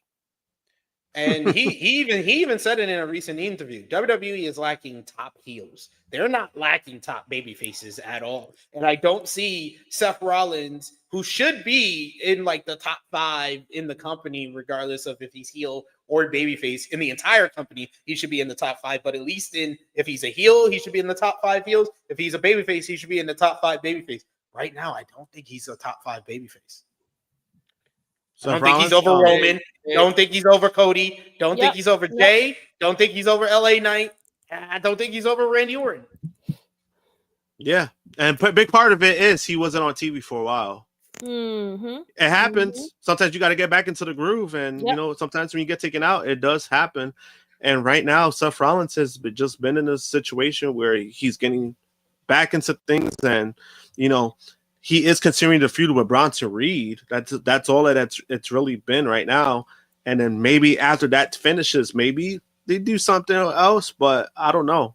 Because I mean, obviously we do see it's going to be Seth versus Punk at WrestleMania. It's just a matter of how you get there. And between those two, you can't do face versus face when it comes to those two. No. Somebody's gonna have to be the heel, and I think it makes the most sense for Seth to be the heel because he's gonna be the more bitter one. Because Punk is the one that came back. Yeah. Because Punk is taking his spot. Because Punk took his match for War Games. It makes the most sense for him to be that kind of bitterness that we're so used to. And he cost the World Heavyweight title at Money in the Bank. And just don't put Punk in the Royal Rumble again. Yeah, I think they should do Punk and Gunther at Royal Rumble. Just keep him away from that kind of a match just to keep him safe. Because if he enters at a certain number, he's going to have to work with a bunch of people he's not familiar with, and there's no chemistry there. That's probably what happened in last year's Royal Rumble. Is he just what happened? Well, yeah, what happened last year's Royal Rumble was Drew. Yeah, it was a Drew. But Punk he's too frail to be away from freak accidents. Like he's had too many injuries to not stumble upon a freak accident. Yeah, he's had 3 major injuries since he's been back in wrestling, and that's been 2021. That's a lot. That's a lot. Yeah, I mean, and he's older, so I mean, and they take longer to recover from. But then also because he didn't wrestle for 8 years, that does pick up. Like when you're not wrestling and then you get those in, it does tend to catch up to you a lot faster because you're not in the ring. That's what happened with Kurt Angle. That's why Kurt Angle retired when he did, because there was that period of like a year where he didn't wrestle and his body was never the same after that. It happens. And with Seth, you know, the song is starting to be sang on a little bit of a lower tone weekly. It's getting a little bit lower. I do agree with Dion Jenkins, though. I did want Punk to be the heel for the promos because I feel like Punk is at it. Like I see a couple of people saying Seth is at his best when he's a heel. I think Punk is even better. Punk is a top 5 all time. Punk is better. Heel. Punk is better as a heel. He's better as a heel than a face. That's always, you have to like keep certain people as like who they're supposed to be. Keep them as a heel. With the situation, I think it's just more because of like Seth will have a bigger gripe against Punk because Punk is the one that's coming back and Punk is taking his opportunities. So when it comes to that kind of story, like that kind of I prefer that, but at the same time, he was to find some way somehow to make Punk heel, and as in like to just accept who he is, being an asshole, I think you can also do that too. Yeah, but I think Punk is just simply just too popular to not get. No, but that's why it won't happen. That's the whole reason. That's why it won't happen. I want Yeah, Seth. That's the reason why it won't happen, because he's a way merch too mover. popular. Yeah, he's a merch mover. That's why it won't happen. Yeah. But in the situation, like that's why right now it makes sense for Seth to be the heel. Punk should be, but Seth would have to be the heel just because Seth needs a big crowd reaction to even get half of Punk's reaction. To get half, because Seth as a babyface is we've seen it for a couple years now, and him even carrying the strap, it was okay. Again, besides the singing part, his words weren't really they weren't really delivering much sting. It just, once he got the people singing his song, that was the most over the promos were. Once he started talking, it was very, Seth Rollins, very basic. Yeah. We got King Ellie Show with a super chat donation. Thank you so much, King Ellie Show. He says, I think Naomi took out Jade. That would be an interesting twist if they did do that, because it feels like the most obvious mystery attackers for Jade on SmackDown were Bianca Belair to kickstart their rivalry, or Bayley to get a spot in War Games. Those have seemed like the most obvious, but Naomi, they would have to have a good explanation for why. But I don't know the why right now. It would make it interesting, though. Yeah, it would make it interesting. It would make it interesting. Make Naomi interesting. Yeah, it would make it interesting. I mean, obviously it would have to be a good reason to make it interesting, because if it's not a good reason, then it's gonna be like, what the fuck was that about? I think we talked about it. Where's the division now? So it's like, fuck it, shoot your shot. Yeah, shoot your shot. We're at that point. We do have another super chat donation here from Belle. Thank you so much, Belle. She says, can we acknowledge Melo's tweet of the year last night? It had me choking at 3:30 in the morning.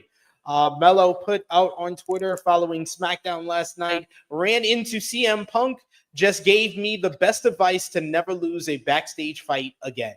#SmackDown. That was a tweet of the year. I mean, I'm sorry, Belle. It's gonna take something a little bit better than that to beat Drew McIntyre's picture with Jack Perry. Mm-hmm. That's still the tweet of the year. For me.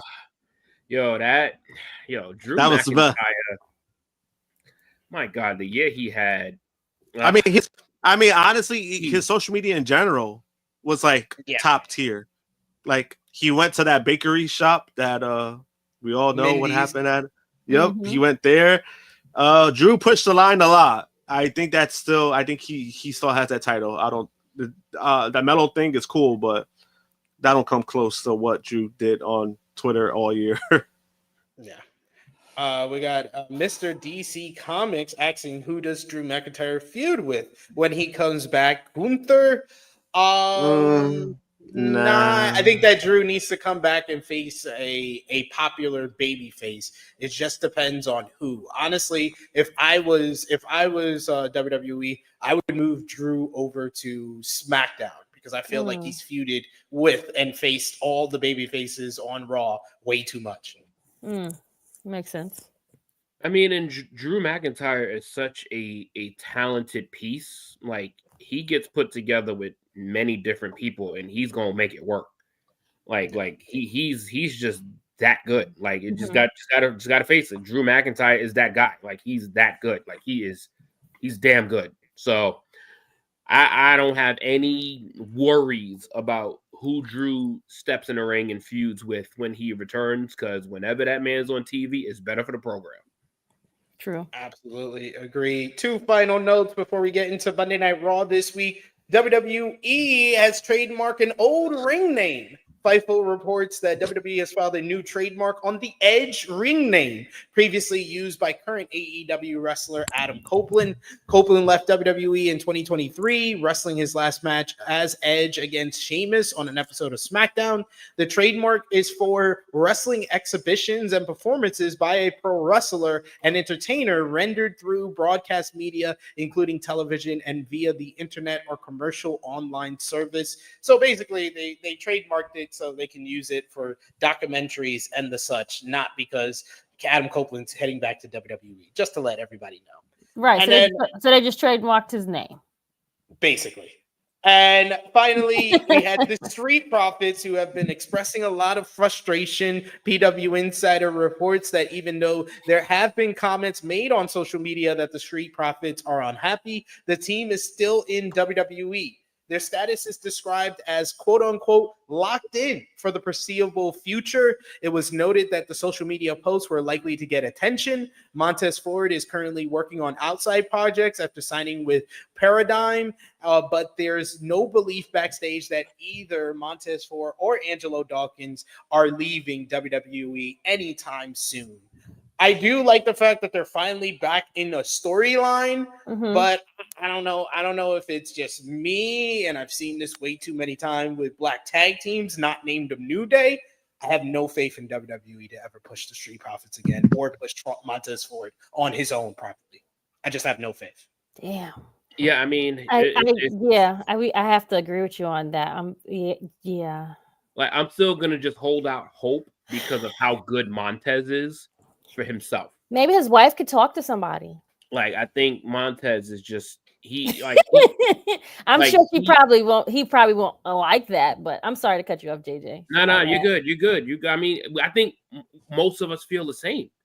You know what I mean? It's like we gotta see it come to fruition with him to actually get some belief, because what's it been 3-4 years we've been looking for this rocket push for Montez, and they probably will say like, "Oh, you guys had your run already. Like, get no over knock." it. And this is I can't there's no knock to Angelo Dawkins. None.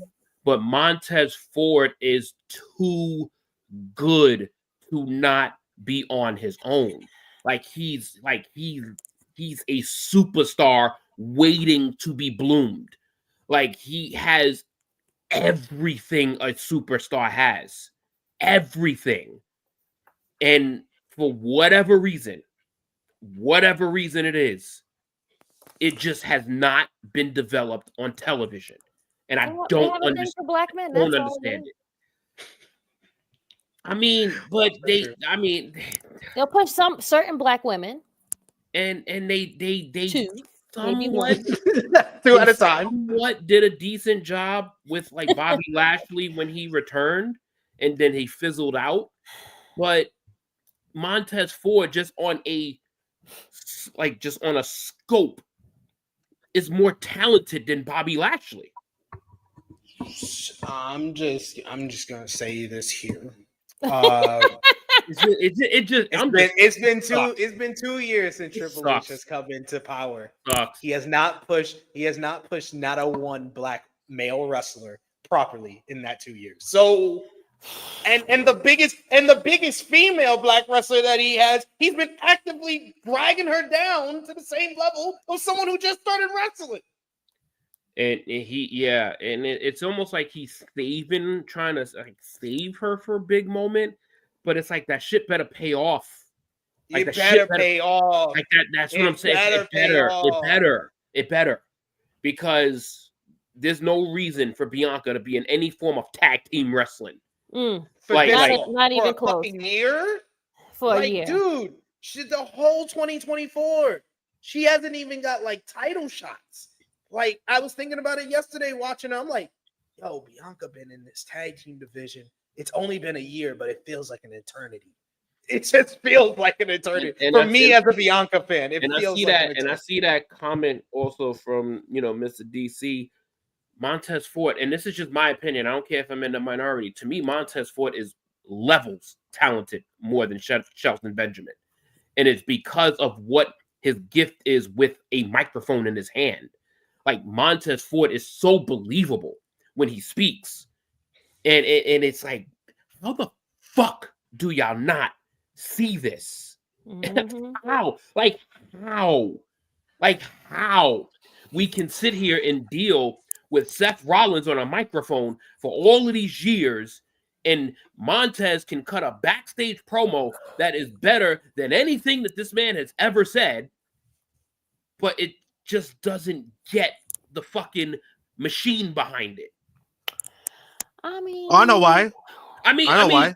why? It's Because obvious. the machine doesn't see color. It's obvious, you know, you got certain melanin in your skin. It's obvious, but it's like, fuck, can you just, and you're talking about, I don't see color, nigga. Yes, you do. you That's know the when you fuck see you color, do. you turn around.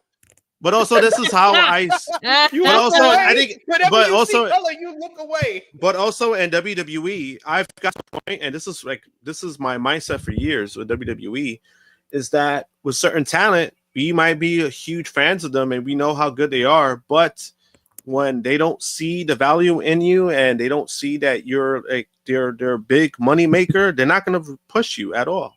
And you know, unfortunately, it happens. I'm not saying that I agree with it. It is what it is. You know, it's just one of those things. It's like, hey, if you sign up with WWE, you know what you're getting yourself into, unfortunately. And, you know, right now, I mean, Montez, right? People have been calling it for years that they wanted a singles push and all this stuff. At this point, to me, I'm not really even looking forward to it, because it's like, if it hasn't happened now, I don't think it's going to happen. And by the time it happens, is it going to mean anything? That's the unfortunate part. Yep. Yeah. Can't disagree with that. Can't disagree with it. And it's like, if he doesn't get it, if it doesn't happen throughout his entire run there, to me, it would be one of the biggest blunders in their history. Wouldn't be the first. I WWE. was literally about to say the same shit. It's a one-off. They've had many. Exactly. Like they don't, and they really don't give a shit neither. I promise you. Nope. Oh, no, they don't. And we'll keep watching. And we'll keep talking about it.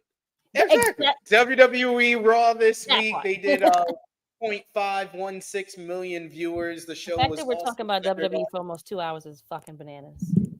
also centered on OG Bloodline and New Bloodline heading into War Games. The show features Seth Rollins once again refusing an offer to join the OG Bloodline in War Games at Survivor Series. This led to his main event matchup with Bronson Reed. The New Bloodline tried to get involved to help out the newest member of the War Games team, but the OG Bloodline fought them off, leading to Bronson Reed and Seth Rollins one-on-one, with Reed finally getting a singles victory over Rollins, thanks in large part to interference, a distraction from Solo Sikoa, and Bronson Reed hitting the tsunami on Rollins to finally get the victory over him and solidify his spot in the War Games matchup.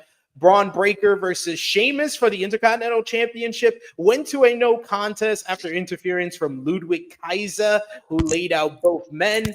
We heard from Karrion Kross and The Miz following their ruse to attack the Wyatt Six, who said it was Miz's greatest acting role, but Kross saying that he's ready for the group. Meanwhile, Bo Dallas, looking ever more so like Bray Wyatt, said that he will take something from The Miz and Final Testament now.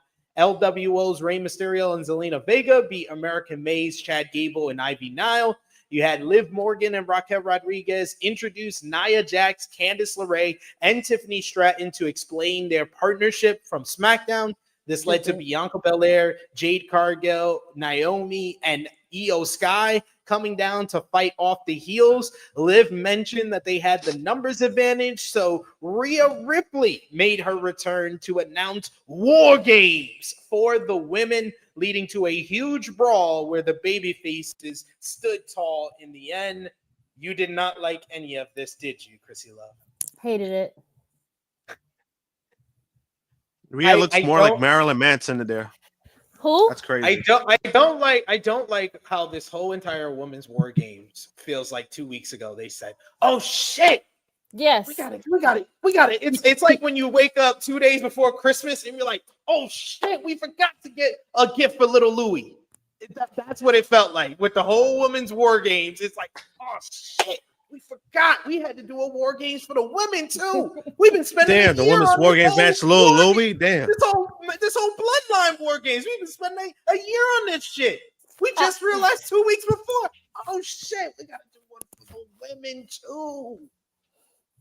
But this is the state of the women's division that we constantly talk about with this. Literally, we were just talking about this the last time you were on here. It really was, though. Yes, it was. Yeah, and I wasn't here for that episode. And y'all had a whole episode of explaining the devastation and the downfall of what is the women's division. And do you see the tragedy?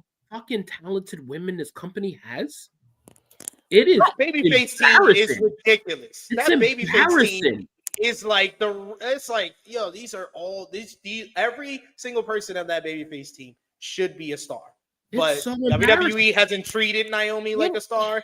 WWE doesn't think Jade Cargill is ready to be a star. WWE has been actively making Bianca Belair lesser of a star. Where we have this whole babyface team, and I'm like, God damn, Rhea Ripley is so much over than everybody else in this goddamn matchup that it's not even close.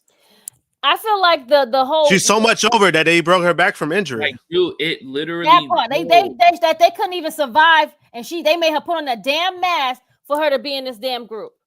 They could have done the War Games match. Look at this. By just adding Bayley and not having to force Rhea Ripley back. That part just added Bayley. It made more sense to put Bayley in it than because Rhea was injured. But no. But Rhea is so much over than everybody that yes, I kind of do agree with the company. They kind of needed to add Rhea Ripley to this, or it would not look as good. No, they did. And I mean, that's just where the state of the women's wrestling is for WWE right now in the main roster. Because we've been saying it, right? And at least I've been saying it too. I was just like, your best women, it's currently not even on the main roster. They're in NXT. And, you just got to figure it out. The girls that did the whole 4-on-4 or 5-on-5 at the ECW one was way better and more believable than this shit. And these chicks is on the fucking main roster. Well, I mean, because Chris, what's so crazy about this is that 3 weeks ago we said this exact thing about how much more important Rhea Ripley has become than the rest of the women on the entire roster, and they just reared its ugly ass head again and ensured that they planted her into this match to not let anyone else shine again. Over her. But like, this is the thing. Like this past summer, the NXT Women's Division, who I see people in the chat complimenting the NXT Women's Division. The NXT Women's Division just got this good. Because this past summer, it was Roxanne Perez and a whole bunch of ladies that had a combined like 8 years in wrestling. Like if you combine all of the 25, 30 women in NXT outside of Roxanne Perez, it combined to like 8 years of experience. It was Roxanne playing the role of Diana Ross, and the rest of the women's division were playing the role of the pimps. But you know what Shawn Michaels did? No, the Supreme, friend. That's Gladys Knight. Oh, Gladys Knight. Put the group together, she was Gladys Knight. Yeah, that's why we got the lady experts to correct this. Thank you. I appreciate you for that. But like the thing that Shawn Michaels did that Triple H has refused to do is that he had Roxanne bring all these other ladies up to her level. She got a great match out of Lola Banks. She got a great match out of Jada Parker. She got a great match out of Thea Hale. Where with Rhea Ripley, they should have been doing this shit last year. But instead, last year at Survivor Series, she was having a no-nothing matchup with Zoe Stark. And Zoe Stark is in the same exact position that she was last year. She's in a lesser position now. Whole fucking stack. Oh my God, wow. Rhea squashed everybody her entire run. Yep. I'm sorry. Go ahead. The only way she stopped that shit is by relinquishing it. No, and it was crazy because by the time we're Rhea, we were like, oh shit, she's actually having good matches now, and she's getting there. She had to drop the title because she got injured. So it was just bad timing when it came to that. And then now, I mean, yeah, like you saw it clear as day. I'm like, yeah, they needed her in this match. Does it make it better? No, but they needed her. They did not. They just showed how much more important she is than the rest of them. No. I think they did need her, but it's it's more JJ like a self-fulfilling prophecy. No. Yeah. What you're saying is absolutely right. They should. When you have a team that could have been Bayley, Io Sky, Bianca Belair, Jade Cargill, and Naomi, you shouldn't need a Rhea Ripley. You shouldn't. But we then have to examine how they have booked those 5 ladies outside of Rhea Ripley in 2024.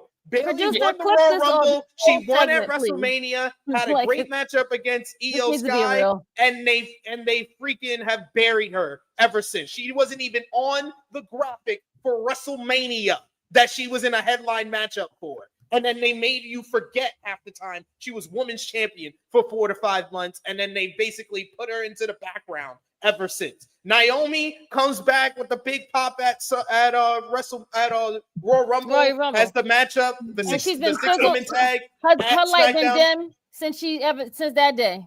Ever since she had the feud with Blair Davenport, they've been like, nah, I think we're good on pushing you, Naomi. We'll give you this mini push on TV, but that's it.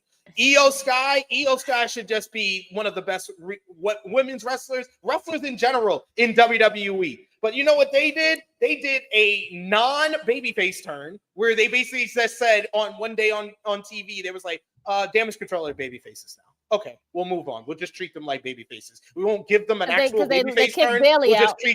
We'll just treat them like babyfaces over here on Raw.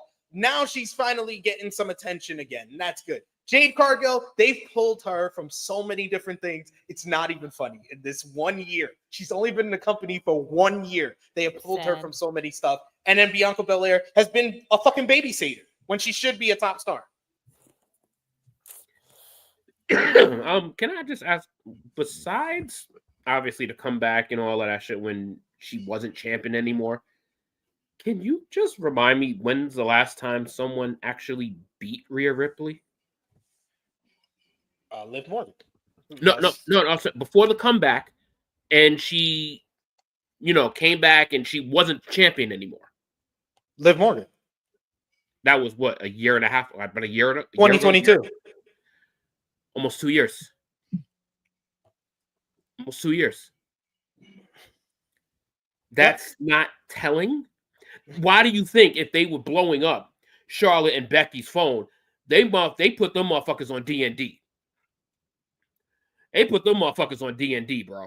Y'all got y'all superstar already. Y'all don't need us.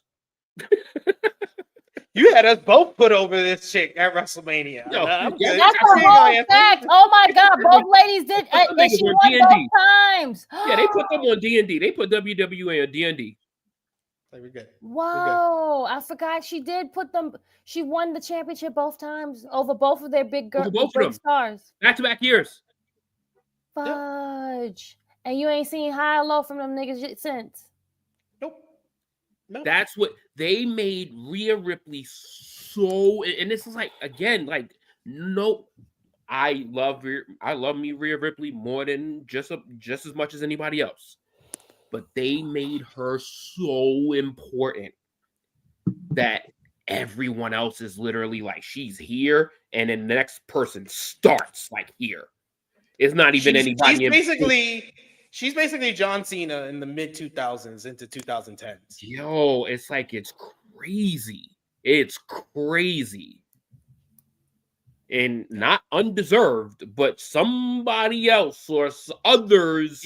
You at the start of the Rhea Ripley push, Bianca Belair was still being pushed prominently, and it's just like this in the past year.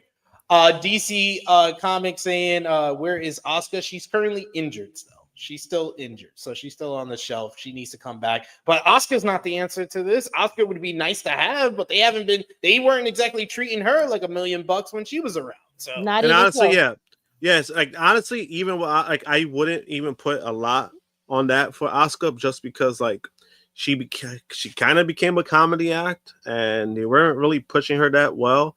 And then she got squashed at WrestleMania. She was in the matchup. She got squashed, and then she got injured. So I wouldn't put a lot of like eggs in a basket for her to do anything when she comes back. She's probably gonna be regulated with Kairi Sane again, and that's just me being honest. It's That's just like the LWO. They're gonna put you with your group. You know what they do? They know what they do with the minorities. You know what they do. I was literally about to say you're going to go with your minorities together. I mean, hey, Kairi came back with. Kairi Sane signed back with the this side. All Latinos go stand in the back and corner over there. Kairi Sane signed back with the company and they put her right with Asuka. Like, no matter what color your hair is, you're still a minority. So I don't even think she's the answer. I think Morty. We could say like Charlotte and Becky, but even outside of that, it's not looking good. It's not looking good for them. They have to figure it out because Netflix is coming in January. WWE has announced the location for the first Raw on Netflix on January 6th. The episode will take place at the Intuit Dome in Los Angeles. Tickets went on sale Friday, 1 p.m. Eastern Time. Those advertised for the show were John Cena, Roman Reigns, Bianca Belair, Cody Rhodes. Cena has already said that he would be at the episode. You also had this week Triple H showed up at Travis Scott's performance at Complex Con last weekend and invited him to the January 6th Raw. Triple H came out before Scott performed Fiend. After the song, he invited the 24/7 belt. Oh, I'm sorry, my bad. He gave him a hardcore title. He invited Scott that to doesn't Raw. exist anymore. Exactly, that's my damn point. He gave him a modern version of the Hardcore Championship. WWE then confirmed he would appear on Raw. WWE also issued a press release with more results, noting that Scott will provide the new theme song for Monday Night Raw as well. Also, in regards to WWE Raw's move to the streaming service, Netflix had its share of bumps during the Jake Paul versus Mike Tyson live stream, and a new report had details on the reaction to such inside WWE. Paul defeated Tyson at last Friday's event, which was watched by 60 million households worldwide per Netflix. The live stream had several buffering and connectivity issues, which left wrestling fans wondering how it would translate to January when Raw moves to the service. According to Fightful Select, sources in WWE said they'd be assured any issues would be kept to a minimum, pointing out to the viewership and saying that if they ever did that kind of live stream traffic, then it would be a good problem to have. Netflix has live streamed smaller events in the past, including their Love is Blind reunions, which was marred by glitches as well when they did that live. Fightful Select reports that at one point the notion of a live special for OVW's wrestlers was discussed, but didn't happen. Don't worry, guys. Raw's not going to have any problems because it's 60 million people watching Raw. Don't worry about it. It's going to get the kind of, for example, like the Chris Rock had a special on there called Selective Outrage or some shit. That was perfectly fine. The other shows that they had on there, they had like a Matt Rife special on there that was live, perfectly fine. A couple million people watched it. They ain't getting 60 million views, so don't worry about it. Raw, y'all going to be good. Y'all cheap internet getting people that's getting 200 megabytes of internet. Y'all cheap asses, y'all going to be fine. With y'all little 200 megabytes bitching that y'all ain't getting a fucking live stream fight on a fucking provider. I ain't have a single issue at all. I ain't have an issue either. Single buffer. I didn't. Single issue. I didn't. Okay, I did it, and I started watching late. I started watching that show late too. So my Netflix account, which is legit, and I pay very expensive money for. Netflix is expensive. Netflix is expensive. Okay, and I'm gonna tell y'all shit right now. Optimum, Cablevision is fucking Spectrum, trash, whatever the fuck their goddamn name. Optimum, Altis. I don't even know what the fucking name is right now. But I'm telling you, my service, my internet that I pay very much for the highest gigabyte, and I always got fucking Wi-Fi issues. My shit was buffering. I had to go out several fucking times. I had to go out plenty of times and start the shit and come back in to watch it live for a stupid fight that was just meaninless. I wasted my goddamn. The women's match was way better than the men's anyway. So facts. I mean, and the wrong woman won too. Let's say that right now. The other lady that had her eye falling from her fucking face should have won. Yeah, and that was an ugly. And that's all I gotta fucking say about that. Go ahead, Krssi. Yes. Krssi. Yes. Krssi. Listen, Krssi. Listen, You telling me I gotta now give up my Peacock worst subscription to watch Netflix because all of y'all PLLs is gonna be on them? I guarantee you that all that shit is not gonna be fixed by the time they get that. You see now, Peacock I was about to explain that. Peacock I was about to explain that. Don't worry. Peacock is on another level. Peacock is different. Peacock is different. They a different kind of trash, but they're a different kind of trash. Netflix also revealed international details for WWE streaming content. Starting in January 2025, fans will be able to stream weekly episodes, Raw, SmackDown, and NXT in the UK and Ireland on Netflix. UK and Irish fans will also be able to stream WWE's premium live events next year, including WrestleMania and the Royal Rumble, along with select programming from historic events in WWE's archive. WWE then sent an email to subscribers announcing that the WWE Network will no longer be available in Europe starting in January 1st. Netflix will become the host of all WWE content going forward. So you at least have one more year with Peacock in the States. They're not going to make the official move over to Netflix until probably the Peacock deal is done in 2026. As soon as they bounce off Peacock, I am canceling that fucking subscription. Oh, hell yeah. ASAP. I was like, I literally will only get Peacock for Bel Air. That's it. NBC right, I was say I have to keep it for Bel Air and Bravo. NBC I have to watch all my Bravo. A double bird as soon as WWE is gone. I still have to keep mine. Whatever. Got a lot of love for Krssi in the chat after that rant. It's been a while since we had a genuine Krssi rant, so we appreciate you. You're welcome. You're welcome. Finally, to finish out WWE NXT this week, NXT, they did 672,000 viewers, so up big from last week. The show featured Ridge Holland beating Andre Chase to become the #1 contender for Trick Williams' NXT Championship and officially end Chase U in a heartbreaking close to the show that had all the stats students beaten up at ringside and in the crowd.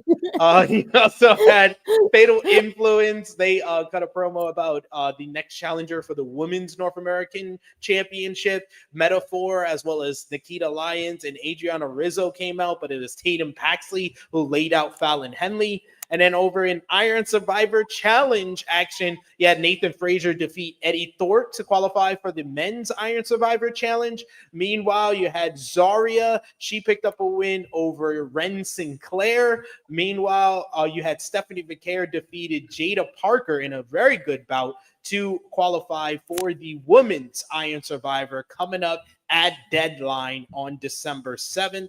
So some good action there from NXT. Nothing really to write home about in comparison to Monday Night Raw or Friday Night SmackDown this week. But they did have some noteworthy stuff in the news this week as we had more WWE ID recruits being signed, some new prospects. And one in particular who's not, I wouldn't really call a prospect, as she has been on major promotions on Thursday. Kylie Ray was named the latest WWE ID recruit before being announced at the freelance wrestling event in Chicago. It was announced at Thursday Night Slam Masters that Ray is the latest recruit under the developmental program. Ray is currently the freelance champion, has competed for AEW, TNA, and GCW, as well as more independent promotions. And she competed for WWE on Main Event in December of 2022, Brianna Ray. With Ray being an AEW original, this is the biggest WWE AD signing so far, but definitely not the only one this week. They also announced that the Problem Aaron Roberts, who is the CCW Pure Openweight Champion and CWFM Heritage Champion, another WWE ID recruit, has been revealed as Beyond Wrestling's Aaron Rook. On Thursday, another one was announced as at the City Championship Wrestling's 127th episode spectacular. They announced that Freedom Ramsey has been signed by WWE ID and will soon debut for AEW.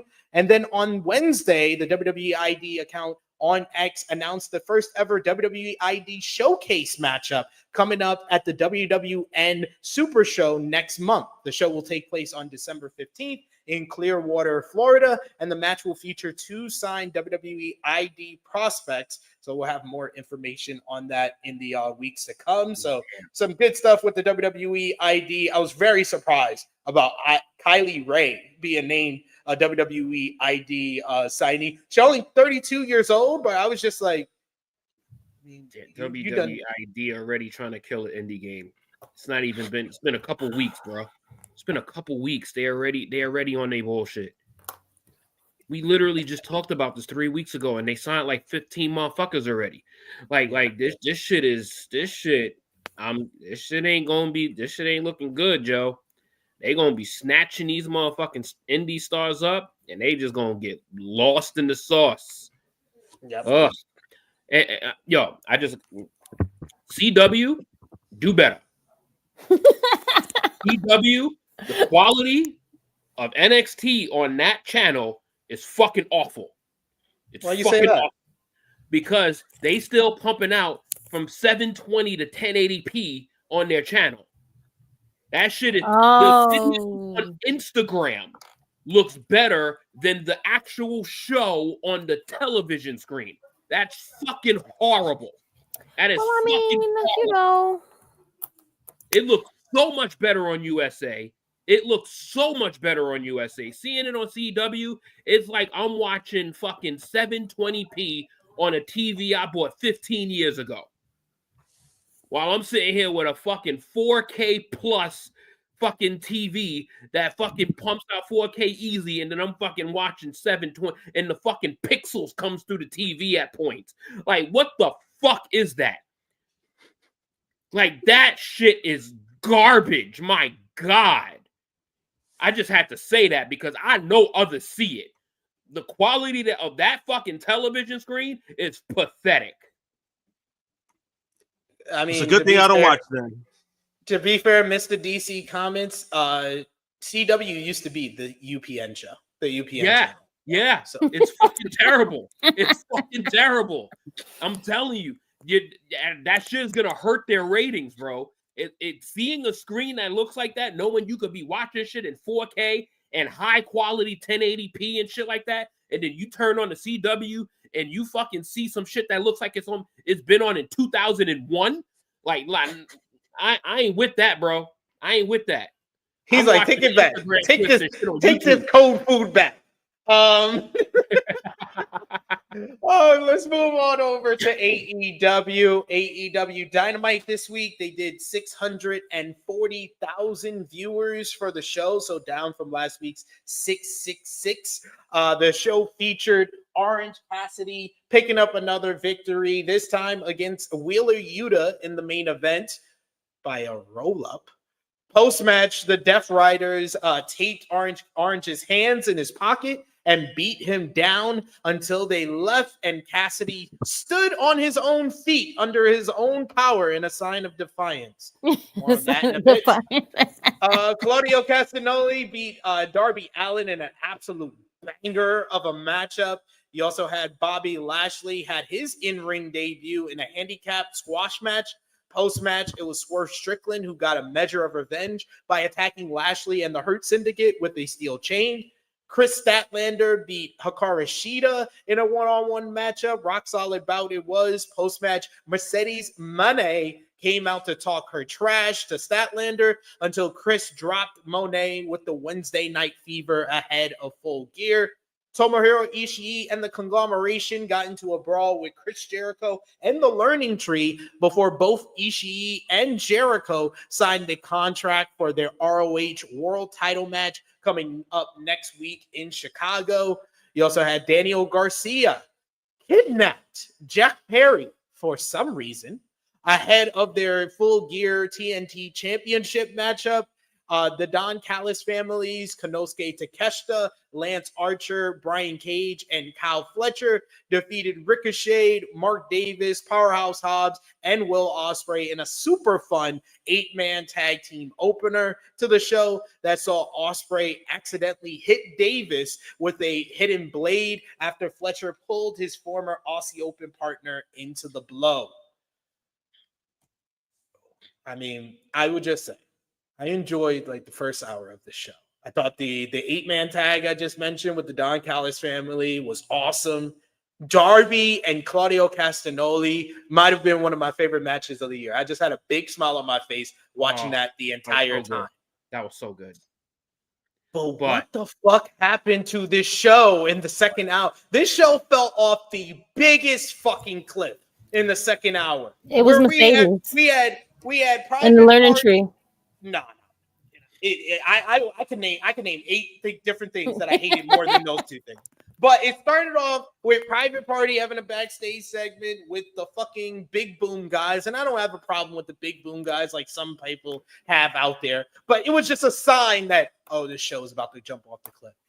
Oh my God. What was that segment with Daniel Garcia and Jack Perry? That was fucking horrible mid-2000s TNA if I ever seen it. Oh my God. I felt like I was watching a fucking Puerto Rican Tariq St. Patrick interrogate Hollywood Don Carter. Yo. After Braden into his car. Oh my God. What the fuck was that? They followed up that segment with Chris Jericho walking around the building being followed by Tomohiro Ishii for 10 fucking minutes. Yeah, that was that part. I told you. And then you can't get much worse. We have this fucking main event that was performed in front of deathly silence, and it featured the #1 contender for the AEW World Championship. Supposedly the top babyface in this company, supposed to be one of the faces, the pillars of the company moving forward. And he takes 20% to Wheeler Yuta. Wheeler Yuta dominates 80% of a matchup against your #1 contender for the AEW World Championship 3 days before the goddamn pay-per-view. Do you want anyone to believe this motherfucker can beat Jon Moxley? What the fuck was that? One with a flat with his fucking finisher. Do you want anybody to believe in this fucking Death Riders shit anymore? Have you fucking given up on that? What the fuck, AEW? What the fuck? Top guy JJ. I have nothing to add to that. I'm about to say. The only thing I was just gonna is that I absolutely just hate the image of the ROH Championship on Chris Jericho. I just hate that image entirely. But other than that, you literally just said everything. I have nothing else to add to that. Like you just mentioned the Jack Perry segment looked like one of them horrible like PlayStation 2 games. And you just see one of those stupid boards that you will never play again.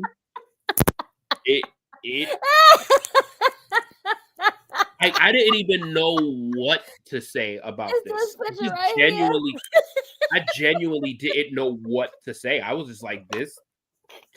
I don't know what level of bad this is. I was like, I don't know what level of bad this is. Like, did this? If this was your cup of tea, that is good for you and the other 2% of people. But this was shit. Like, and that main, like, the main event. I ain't got no words for it either, bro. Like, I ain't got nothing. For you. He's ain't got nothing yet. He's been saying a lot. He's saying a whole lot. I'm talking about the main event. I ain't got nothing for you. See, this is what I don't want y'all to do. Don't revisionist history. Yeah, we have Steven Chambers who say, "Oh, just seems like AEW go home shows not good at all." AEW go home shows have been the best thing about them this year. It wasn't until Wrestle Dreams go home show and this go home show they have totally went into post WrestleMania. Let's take our foot off the gas. They did that after All In, and then they've completely gone into cruise control since they got the TV deal. That's the issue. It's just recently that it's gotten this bad. Yeah. And I still need a breather. That was good. Still need a breather. It was really good. That was better than mine. That was real good. I'm just solely baffled. So just don't ever say that this man does not deliver the same energy when he hates something on another wrestling company. You just need to watch this episode of Tru Heel Heat. Straight up. He keeps the same energy all the time. Just saying. Almost broke my mic, apparently. Same energy with any company, if it's shit or if it's good. If it pisses me off this much, yeah, that's where it's got to be. But coming off of a polarizing, I think the best way to describe it, episode of AEW Dynamite, with the fact that the TV ratings are down currently, as well as the live attendance is not doing well at all, especially when you consider the past two episodes of AEW Dynamite in Bridgeport, Connecticut, as well as this past Wednesday, Reading, Pennsylvania. They have been two of the worst TV crowds for a professional wrestling show I think I've seen this year for sure. Is this like the new kind of creative low point for AEW heading into Full Gear? Are we at like a creative low point? Because it just feels like there's no light at the end of the tunnel. I know there's some people that will say, "Oh, the light at the end of the tunnel right now is the Continental Classic." I'm at that point where I'm just like, how do y'all expect me to have high expectations for that? I had high expectations for the Death Riders thing, and to do this whole angle where it doesn't feel like they're taking over the company, one, and then two, it's being performed in front of these dead fucking crowds where it doesn't look like the angle is over. Like, it just feels like this is a very unique low point for AEW. Because before, when there's low points, especially in this year, we had, oh, but there's going to be All In. Oh, but there's going to be the TV deal. Oh, but there's going to be this. There's going to be that. I feel like we're in a very unhealthy cycle of being down on AEW. Then they have a great pay-per-view, and we think, oh, they're going to turn the tide. And then we're right back to this shit. That's why it feels like now more than ever feels like the creative low for AEW more than before. I know you got the AEW shirt on, so I'll start with you, Josh. What do you think about what's going on right now creatively with AEW? Calling me out. Like, God damn. That was a great pass, SP. That was a great pass. What do you think AEW needs to do to turn the tide to close 2024 strong? So they have World's End coming up. It's very easy for me to say, oh yeah, have a great build up to World's End, right? That's very easy to say, because when you do have great build ups, people still don't watch. So it's kind of one of those things where it's like you could say that, but then it's like, is that helping the viewership? You know what I mean? That's the only thing I could really ask for at this point.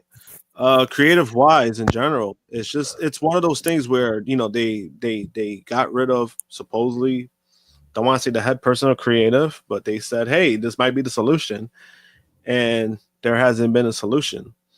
And it just seems like they're going through a phase where they're trying to see what sticks and what doesn't stick. And I don't think it's a good thing to do that when it's on television, because that sticks out, and then you're giving reason for people to shit on it and having commentators shit on it completely, right, without looking at the positives. Because even with this past week's episode, right, I think the first hour was good. I think there was a lot of good things that they did, and then it just fell off a cliff, like you said, like the whole Daniel Garcia stuff. I didn't understand that. And for me, the problem with that It's like, if you're gonna do something like that, why didn't you do it like a week before or maybe a while ago? Or because this doesn't give me no indication that Daniel Garcia is winning on tonight. It I think that's makes the me problem. Jack Perry's winning. Yeah, and that's a problem to me because I'm just like, why did this segment happen? But not only that, there was really no payoff in the segment because he had him tied up and then he was gonna do these terrible things and then he just walked away. So I was like, what was the point of that? Right? I was like, you're gonna do a segment, make it make sense, and that's just there was no payoff. He just walked away and left Jack tied up, and I guess Jack was left there. Who knows? He's still there right now because he was just left there, right? So it's one of those things where creatively, I think they just need to do something, man. They really, I don't know what it is. They need to really brainstorm or even get somebody outside to be an advisor, a consultant. I think that would be a good thing, right? Get somebody to hire and then have an advisor. That could help out big time, right? Because it's one of those things where it's like they obviously, I don't want to say they have bad ideas, but there's ideas that are there that could be good. It's just not being executed very well, right? Because I think the whole Death Rider stuff, I think it could be better, but the problem is that you're giving me this aspect that they're taking over the company, and that's not what's happening. So I'm just like, what's the direction of it, right?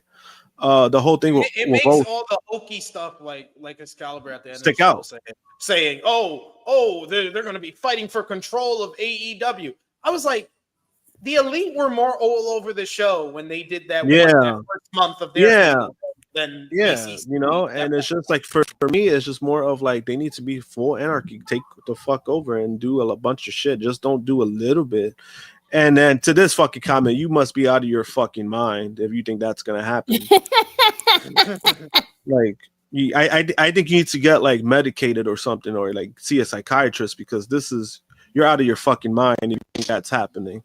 But yeah, I think for the rest of the year, I mean, it's one of those things where it's like, again, I could say, hey guys, have a strong build up, do something good, and leave on a good note. But then it's like if people are not watching, then people are going to fall into the same trap of like, oh, they're not doing this well, they're not doing that. Because this year there was a period of time where they were doing good storylines, they were doing good stuff.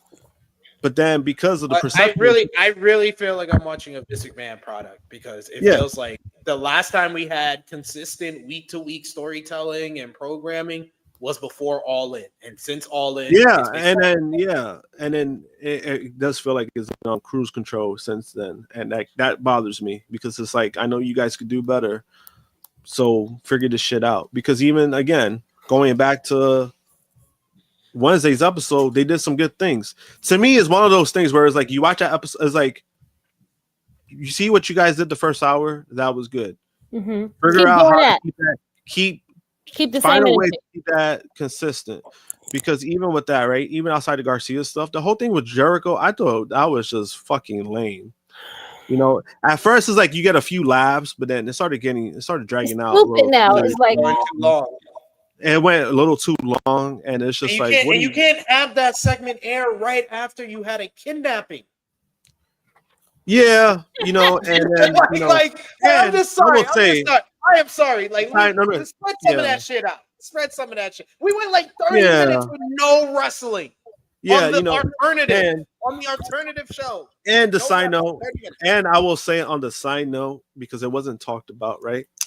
I know a lot of people are trying to say, oh, the Costco guys are bad for business. They're trying to make it this whole giant thing. I think you guys need to like relax and shut the fuck up when it comes to that, because it's like it's not that fucking bad. Yes, what they did was corny. That's just what they are on TikTok. They're cringe. They're corny. They're just doing their shtick, right? That's what they do, right? However, when you look at social media, their numbers have gone up. And about AEW, their clip with their segment, right? Their segment that they did on Dynamite has over 10 million views. So, I mean, regardless of people want to say, oh, this is the worst thing, because I've seen videos of that. People are saying like they're trying to drag it down completely, right? Saying like, oh, that this is the worst thing in wrestling, whatever the case may be. I'm like, guys, We had Snooki at WrestleMania. Had a match at WrestleMania. You know Like, what? I mean, let's just relax. why are you guys. bringing that up? Like, I'm just saying, no. But also, that was on the WrestleMania on the main fucking card, by the way. This is on 0 hour. So this is a perfect thing that they're doing because they're social media stars. And 0 hours is on social, you know, they're on fucking YouTube. It makes the most sense for them to be on 0 hour, right? Now, if it was on the main card, yeah, I think there's a gripe. You could criticize that. But they're doing numbers, and as long as you're doing numbers, that's all that really matters. And they've been doing. The fellas have been handling themselves very well. AJ, I know AJ personally because I've met him a few times. Even before he blew up, I met him a few times, and he's a really nice guy. I met him and his son a long time ago, because they were flying like Long Island or something. So I met them a few times. Really nice guy. So the fact that he blew up, I think that for me personally, it's kind of cool to see that he blew up. You know, and he's having a big matchup because he's a lot of people don't know he's been a wrestler. He's been on the independent scene. So for him to get like a big moment like this, me personally, it's a cool thing. I just don't think it's a big deal that people are making it out to be. They're trying to make it like this worst thing. We had Darby Arquette as a world champion. Right. Like we've had worse guys, and it's like if it's helping them social media wise, this is what they're doing. By all means, you know, but when it comes to the rest of creative, when it like what I was talking about, they just need to find some consistency. I don't want to say everything is all bad. I think they have good ideas. They just need to execute it better. But then also don't give up so fucking soon. And I think that's always been the problem with AEW, where there's sometimes it feels like there's something going on and they kind of just go away from it and kind of just give up. I don't like shit like that. That's very Vince McMahon, like where something like, hey, we're starting something and then we're getting away from it. And they were like, what the fuck happened? Why are we getting away from it? Right. And then also I would say the whole Mercedes stuff. I don't know what the fuck is going on with that. Like, oof. I said this, and I love Mercedes, but I my said this god, on the like, Full Gear preview that the trajectory of Mercedes Moné and AEW at the same time as the AEW women's division overall and the company's creative overall, they've all been trending in the same direction. AEW needs stars. I mean, they have enough down. My guy, they have enough stars. They have enough stars. They really don't. I agree. I agree with DCA Comics. They don't have a lot of stars. They have no. I said they have enough stars. No, they have enough stars. No, they don't. No, they don't. No, they don't. If the number one company has like 10 different guys who can be considered stars or draws for them, then having 3 to 4 guys is not enough. You're number 2. You need more. You need more to compete with number 1. You can't have less than half of what number 1 has and say that that's enough. That's not enough. They don't have enough stars because they're not properly pushing them or presenting them in the right way. Top guy JJ. I mean, we said it before. I mean, like me personally, I think they have enough. They have enough stars. It's just a matter of what they do with them. Because how many stars is enough to you? How many stars is enough to you? How many stars is enough to you? I don't know. Okay, how many stars does AEW have that you're saying is enough? Right now? Yeah. I know they got Ospreay, they got Swerve. Yeah. Yeah. Obviously, the main one I've been saying is Omega, and he's just not there. Yes. Then after that, yeah, Moxley, you could say maybe. Yeah. But even him, he's in the main storyline. They have 5 guys and 1 guy is out. They have Ospreay, they have Swerve, they have Moxley, they got MJF, and they got Omega. Omega's out, so they only have 4. WWE. Oh, yeah, and then Okada's not being used. And then Okada's not being used like a star, so he can't be considered that. Yeah. But on paper, but that's what I'm saying. Cassidy is in the pay-per-view main event, and he's not treated like a goddamn. No, I'm saying, but like that's what I'm saying. I'm like they have the capability of having that because Okada on paper is a star. He just hasn't been used like that. That's what I'm saying. Like they have. There's something there. They just gotta find a way to fucking execute it. That's what I meant more. Like they have enough. I think they have enough. Yeah, I'm saying like they have enough. On paper they have enough people. It's just they need to find a way to fucking execute it, right? And when it comes to wrestling in general, right? It's all about building up stars. It's about what you have and see what they go with, right? Because you could find something lightning in a bottle.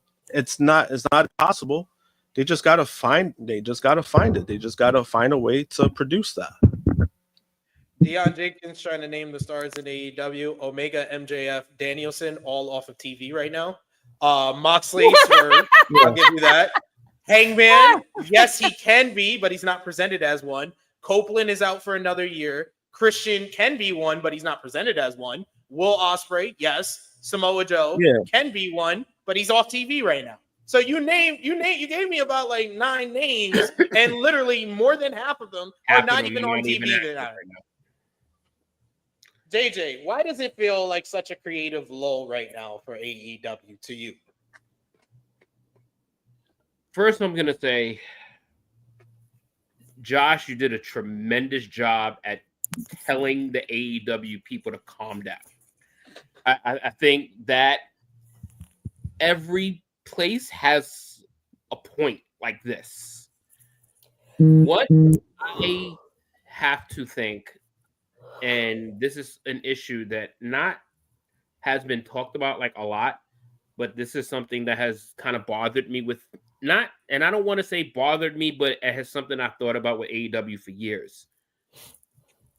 It feels like they're never cooking anything. It doesn't feel like anything. It feels too much like takeout. Like it feels, what can we do right now? What is being built towards AEW Revolution? What is being built towards Double or Nothing? Like what is cooking, right? Like what is in the oven that we can foresee happening in 2 months, in 3 months, in 4 months? What can you definitively say can happen at the next pay-per-view? I honestly feel like that's actually been like a detriment, because you can see what they're cooking with. You can see what they're cooking with the Death Riders, and all that's really done is Darby Allin gets a bigger reaction than Orange Cassidy, because we all know this is more about Darby Allin than it is about Orange Cassidy. It doesn't feel like any, and they have. It's like, yeah, I think with people, they have enough people, but they don't have enough like star push, because they're shuffling every 2 months. Like they shuffle too much. Like there's no person right now that they just put the company on and say, this is our guy. They don't have one. Who can you definitively name that this is our superstar? Superstar is Will Ospreay. No. I mean, talent-wise, yes, we know. I still say they have the talent, they have the people. But like, if I'm turning on my TV, who is the? I can't wait to see this person to see what story they're carrying. It's Will Ospreay. It's Will Ospreay. Where is Will Ospreay right? Like as far as he's in a mid-card feud. He's in a mid-card feud with Kyle Felder. It's like there's nothing major being cooked for their big names. Instead of like presenting Will Ospreay in a main event program, Ospreay is trying to get over one of his friends that are underneath him. That's what they're doing. That's bad for them, because that is one of their best talents. Who's gonna probably lose? Like they got MJF fighting Roderick Strong. Like, are you fucking kidding me? Like, are you fucking kidding me right now? Like, that is horrible. I don't care what anyone says. This is a waste of MJF's time. Like, it's not feeling like, okay, like I'm gonna get through this to get here. And it's just, it doesn't feel like I'm looking forward to what's to come next. It's like it's happening now, and this is what's happening in a couple weeks, and you either like it or you don't. Like, I can understand criticism on on AEW. I'm not understanding yours completely because I do think that they have done the steps to kind of tell you what they're cooking, tell you what's coming up next. I think that their issue is more or less that they have stars, but they're not presenting them well. Their Correct. storytelling and their week-to-week product is not consistent enough. It's never like we go 3-4 weeks of this was very good. This was very good. This was a great episode of AEW. It's literally since All In, it's been this week was good. This week sucked. This week was good. This week sucked. Then last 2 weeks, we actually had 2 back-to-back good weeks, even though last week's crowd sucked completely, but it was still a good show. And then we went right back to sucking again. And it's just like, it's just no consistency. The storytelling is not streamlined enough. They're performing in front of half-empty arenas, and the fans that are there, they just get all the energy sapped out of them by seeing all the empty seats. And it's just translating. Like the effect of doing a show in a dark arena in front of a 10,000 seat building that only filled 1,500 seats. That is a bigger issue than a lot of people will let on. And that is, I think they're making the steps to actually do something about that, because that is the other news note that we got here, that AEW announced its full winter schedule, its full winter lineup of live events, and they have been making changes to run kind of smaller buildings.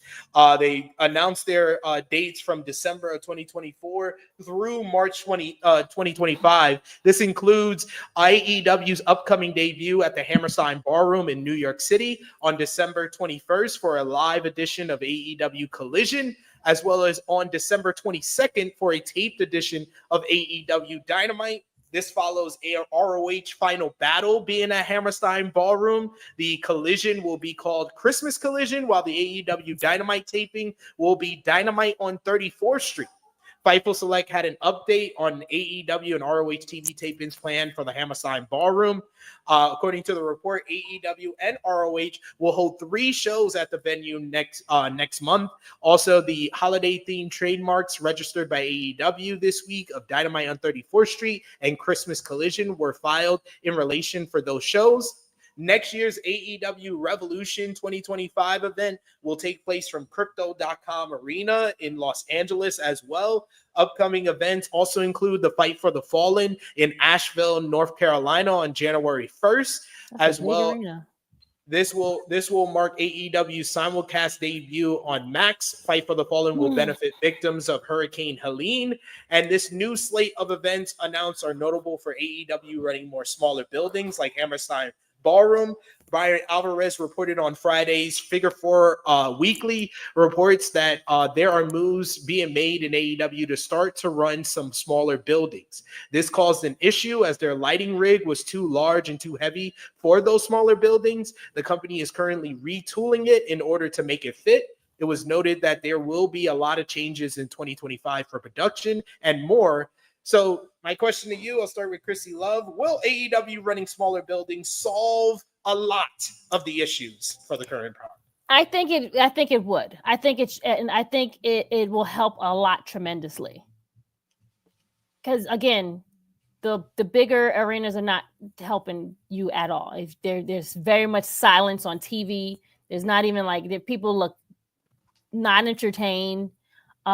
It's suffering tremendously. So I think take the book out of Impact, TNA, all that stuff. Do the smaller venues will get you where you need to go. That sucks for some of the stars, but I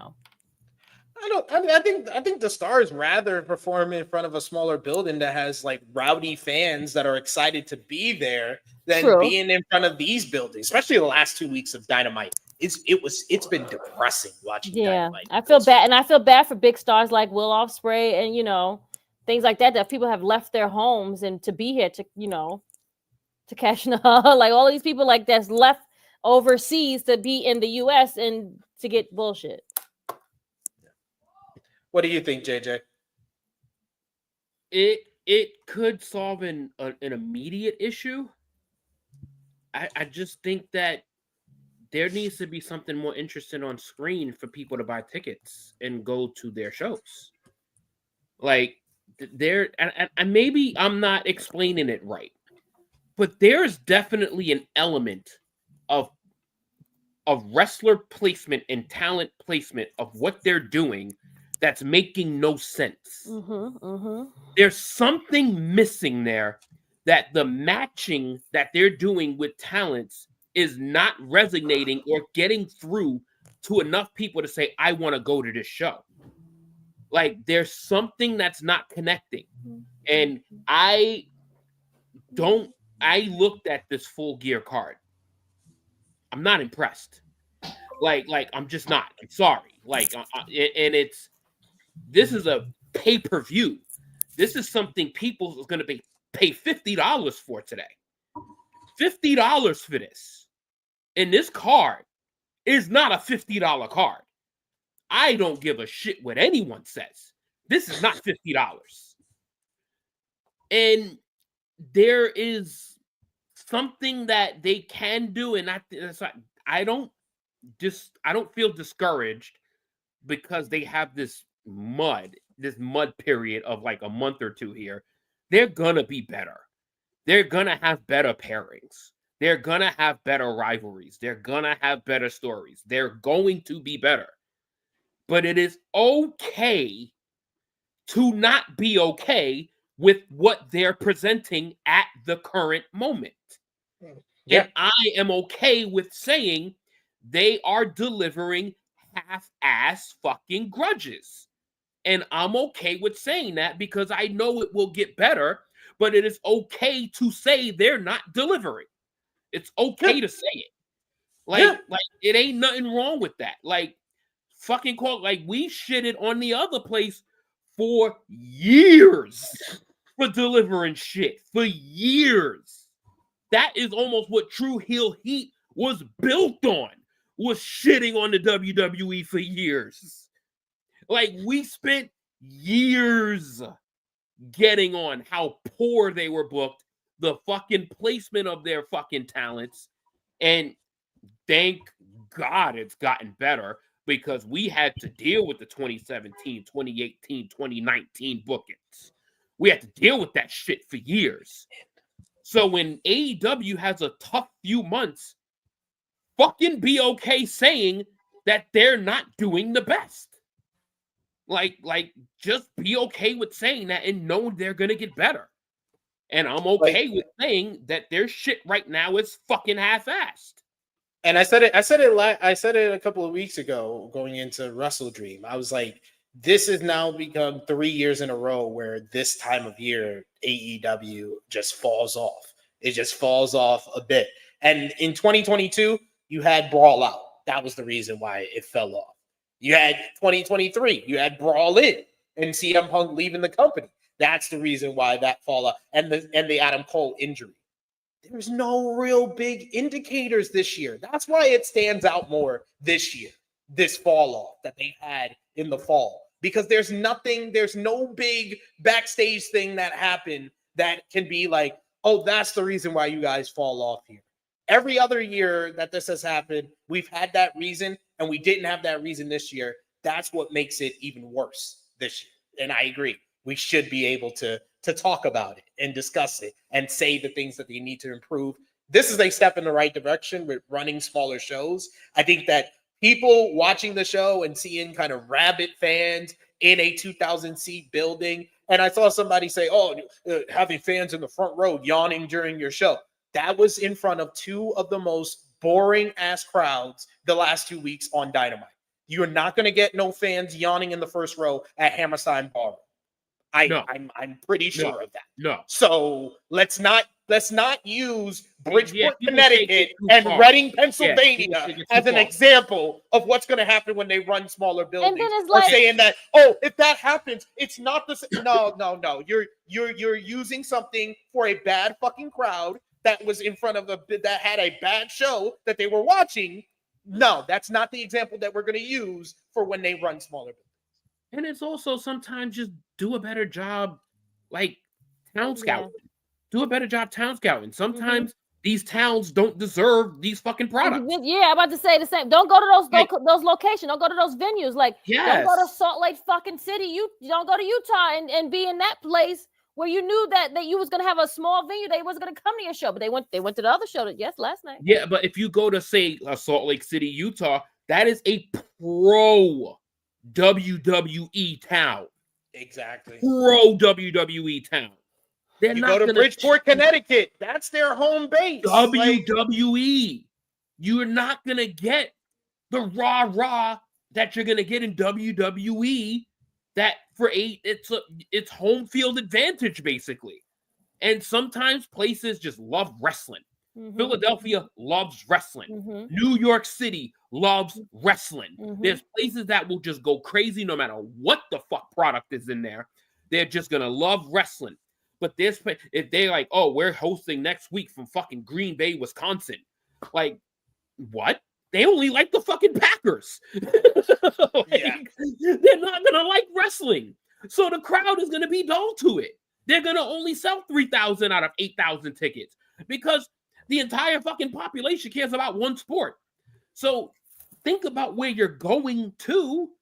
Think about that as well and see if wrestling success has a history of fucking crowd participation. That shit matters because you're watching the shit on fucking Wednesdays and whatever other day you're watching wrestling because that shit can ruin an entire wrestling show is the fucking lack of a crowd participation because these cats could be busting their ass in the ring, putting on a fucking banger, and these people don't care because they don't like the people in the ring because they're not familiar with any of them.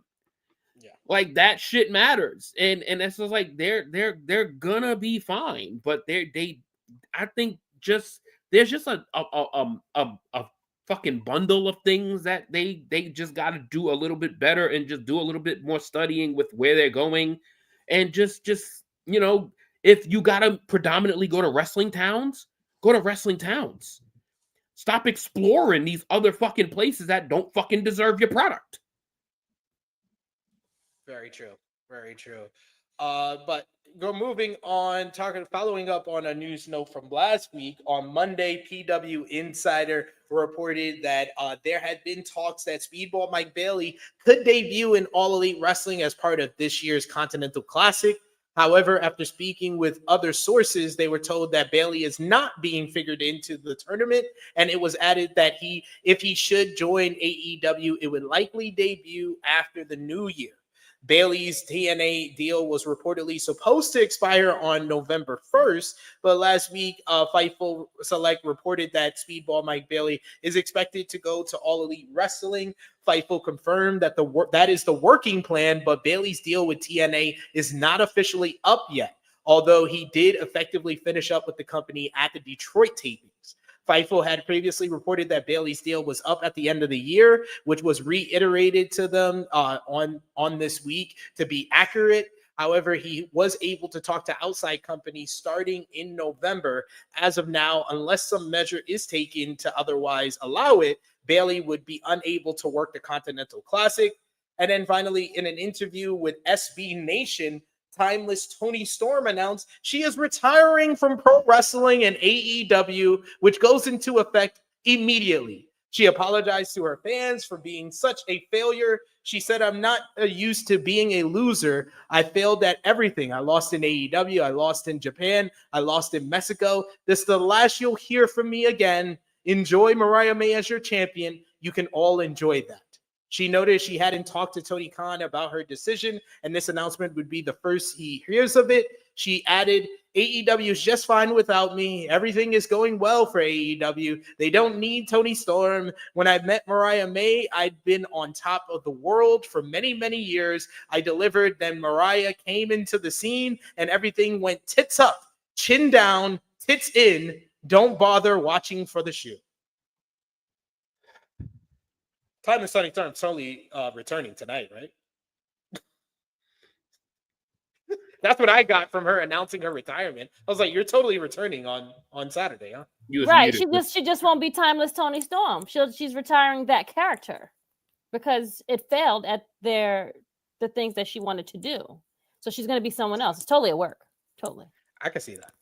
I can see Tony. I can see Tony coming back. She's been very missed. She's been very missed. I need her to come back and save this Mariah May title reign. Please. I would appreciate that so much. So much. Yeah, definitely a work, guys. Don't believe it too much. And then finally for AEW this week, you had AEW Collision last Saturday and AEW Rampage last night. The show featured Mariah May beating Anna Jay in a no DQ rubber match to retain the AEW Women's World Championship. Shelton Benjamin picked up a win over Commander in a very good matchup. Mina Shirakawa beat Harley Cameron, while Daniel Garcia defeated Johnny TV in a fine match. Post-match, Jack Perry attacked Daddy Magic in the parking lot until Garcia made the save. Garcia and Daddy Magic then chained Perry to the hood of the Scapegoat bus and took him on a joyride and apparently kidnapped him. The Acclaimed, they picked up a win over La Faction Inganables to advance to the AEW World Tag Team Championship 4-way at Full Gear. Then over on Rampage, the show featured Mariah May and Mina Shirakawa defeating Harley Cameron and Nyla Rose. Juice Robinson beat The Butcher, and the Conglomeration defeated Dark Order in a pretty solid trios main event as well. So some good stuff over there from AEW on Rampage and Collision last Saturday. In the final few AEW news notes, first up, let's talk about you had Danhausen, who has been off of TV for AEW for quite some time. In a new report, they had some details on his status with the company. He hasn't been seen on AEW TV since World's End last year. Fightful Select reports that he is not currently factored into AEW's creative plans, nor have there been discussions about bringing him back for a while. According to sources that the site spoke with, AEW and Danhausen have not been in regular communication in over 6 months, with the exception of seeking approvals for independent dates, an act that is standard protocol for AEW contracted talent. There were plans around his return from injury about a year ago, but those plans changed, and that led to this his expressing frustration directly to Tony Khan about the matter. There have been some pitches about bringing Danhausen back earlier this year with Bryan Danielson, a big fan of his who pushed for him. While nothing came out of that, Danhausen has been willing to return. AEW is said to be of the belief that he wanted to prioritize his independent bookings over working Collision on Saturdays, while the other side of the matter said Danhausen indicated family issues to AEW that could and did end up changing as the year progressed, which impacted his availability. Danhausen's AEW contract runs until the summer of 2025 with no current creative plans in place for him. Josh, what do you think about this current state for Danhausen and the fact that the company are not communicating with him? But I will call out, that's a bunch of bullshit. Them saying that, oh, he wanted to prioritize his independent bookings over working Collision on Saturdays. How the fuck can he prioritize something that you approve? Well, I mean, firsthand, when it comes to that, there actually could be some truth to that. The only reason why I know this is because, like, I'm familiar with vendors and promoters who've worked with him. And, you know, Danhausen's a nice guy. Don't get me wrong. He's a really nice guy. But there's certain priorities he has that he feels like is more important than others. That's as far as I'll go with that, and that's a personal thing. Like, that's a personal level of things that I know about firsthand. As far as everything else, I mean, it's unfortunate. He's a great character. Unfortunately, he's just one of those guys where it's a great character. He's entertaining, but then the bell rings. That's just the category he falls in, unfortunately. As far as when it comes to family stuff, I do know firsthand. This is something that him and his wife have been public about. They did lose a baby. So that's something that his wife did mention like a long time ago, and it happened I believe this year. So I am sympathetic when it comes to stuff like that because it's, you know, never easy. and that's something that it is a real thing. Like a family stuff. That's definitely a real thing when it comes to like certain things. When it comes to him and the communication with AEW, it's unfortunate, but I do say that who's ever responsible for that for AEW, they need to get better at it. Because again, at the end of the day, he's your employer, right? Danhausen signed a contract. He's your employer. Danhausen should be the one contacting you guys of hey, I'm ready to work. Hey, they should be the ones that should be doing that. That's just what it is. We don't go to jobs. I have a schedule myself, right? They give me a schedule firsthand. I don't go calling my job. Hey, when am I supposed to go into work? Right? That's just what it is, right? Unless the company tells you, hey, we'll have the schedule ready next week and you give us a call. I think in those that's different. But realistically, like if this guy has to travel, he has to be on TV, which is important. You guys should be the ones communicating with him on that, right? If you need him at a show, you guys need to be communicating with him on that. If you feel like it's a need for him to be on TV, you guys need to make that clear. Like, hey, we need you here. We need you for today, so you can't book anything or whatever the case may be. That's on them. Like they need to get that figured out when it comes to that. When it comes to the communication. So when it comes to that, I'll defend Danhausen on that because I'm like, again, he's your employee. It's not the other way around. And that's just, again, the whole situation is unfortunate, but, he's doing well. I mean, he's making his money. He's doing great with the merch. They're still making money off of that. And he's making a lot of money off of that. So, I mean, it's not really hurting him when it comes to financially. It's not really hurting him when it comes to that. But it is unfortunate that he hasn't been on TV and at least use them in a way that fits him better. If you need them on segments to be entertaining, by all means, I think that would be good for certain segments. I prefer to deal with Danhausen over fucking Chris Jericho. I'll tell you that much. That's a whole fact. But that's why I say it's BS. Not that Danhausen is prioritizing independent bookings over AEW. But how can AEW be the one that's letting that be known or saying that they feel that way when you approved the independent? If you really wanted to use him, then there's no way he can prioritize anything over that. You would have to say, no, you can't do that independent booking. We need you on Collision. If they wanted to use him, he would not be prioritizing anything over that. Yeah, that's why I said that's bullshit. No. Like I understand that. It's just that because on a certain level, like I know I know certain things about it.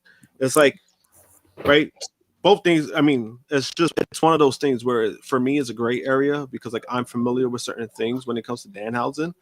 I just don't think he's 100% in the wrong because I'm like, at the end of the day, you're technically whoever it is, you're above what he does, right? Like he's a talent, but then it's like you're the one responsible for when he shows up and make sure he gets paid. Like you're responsible for that.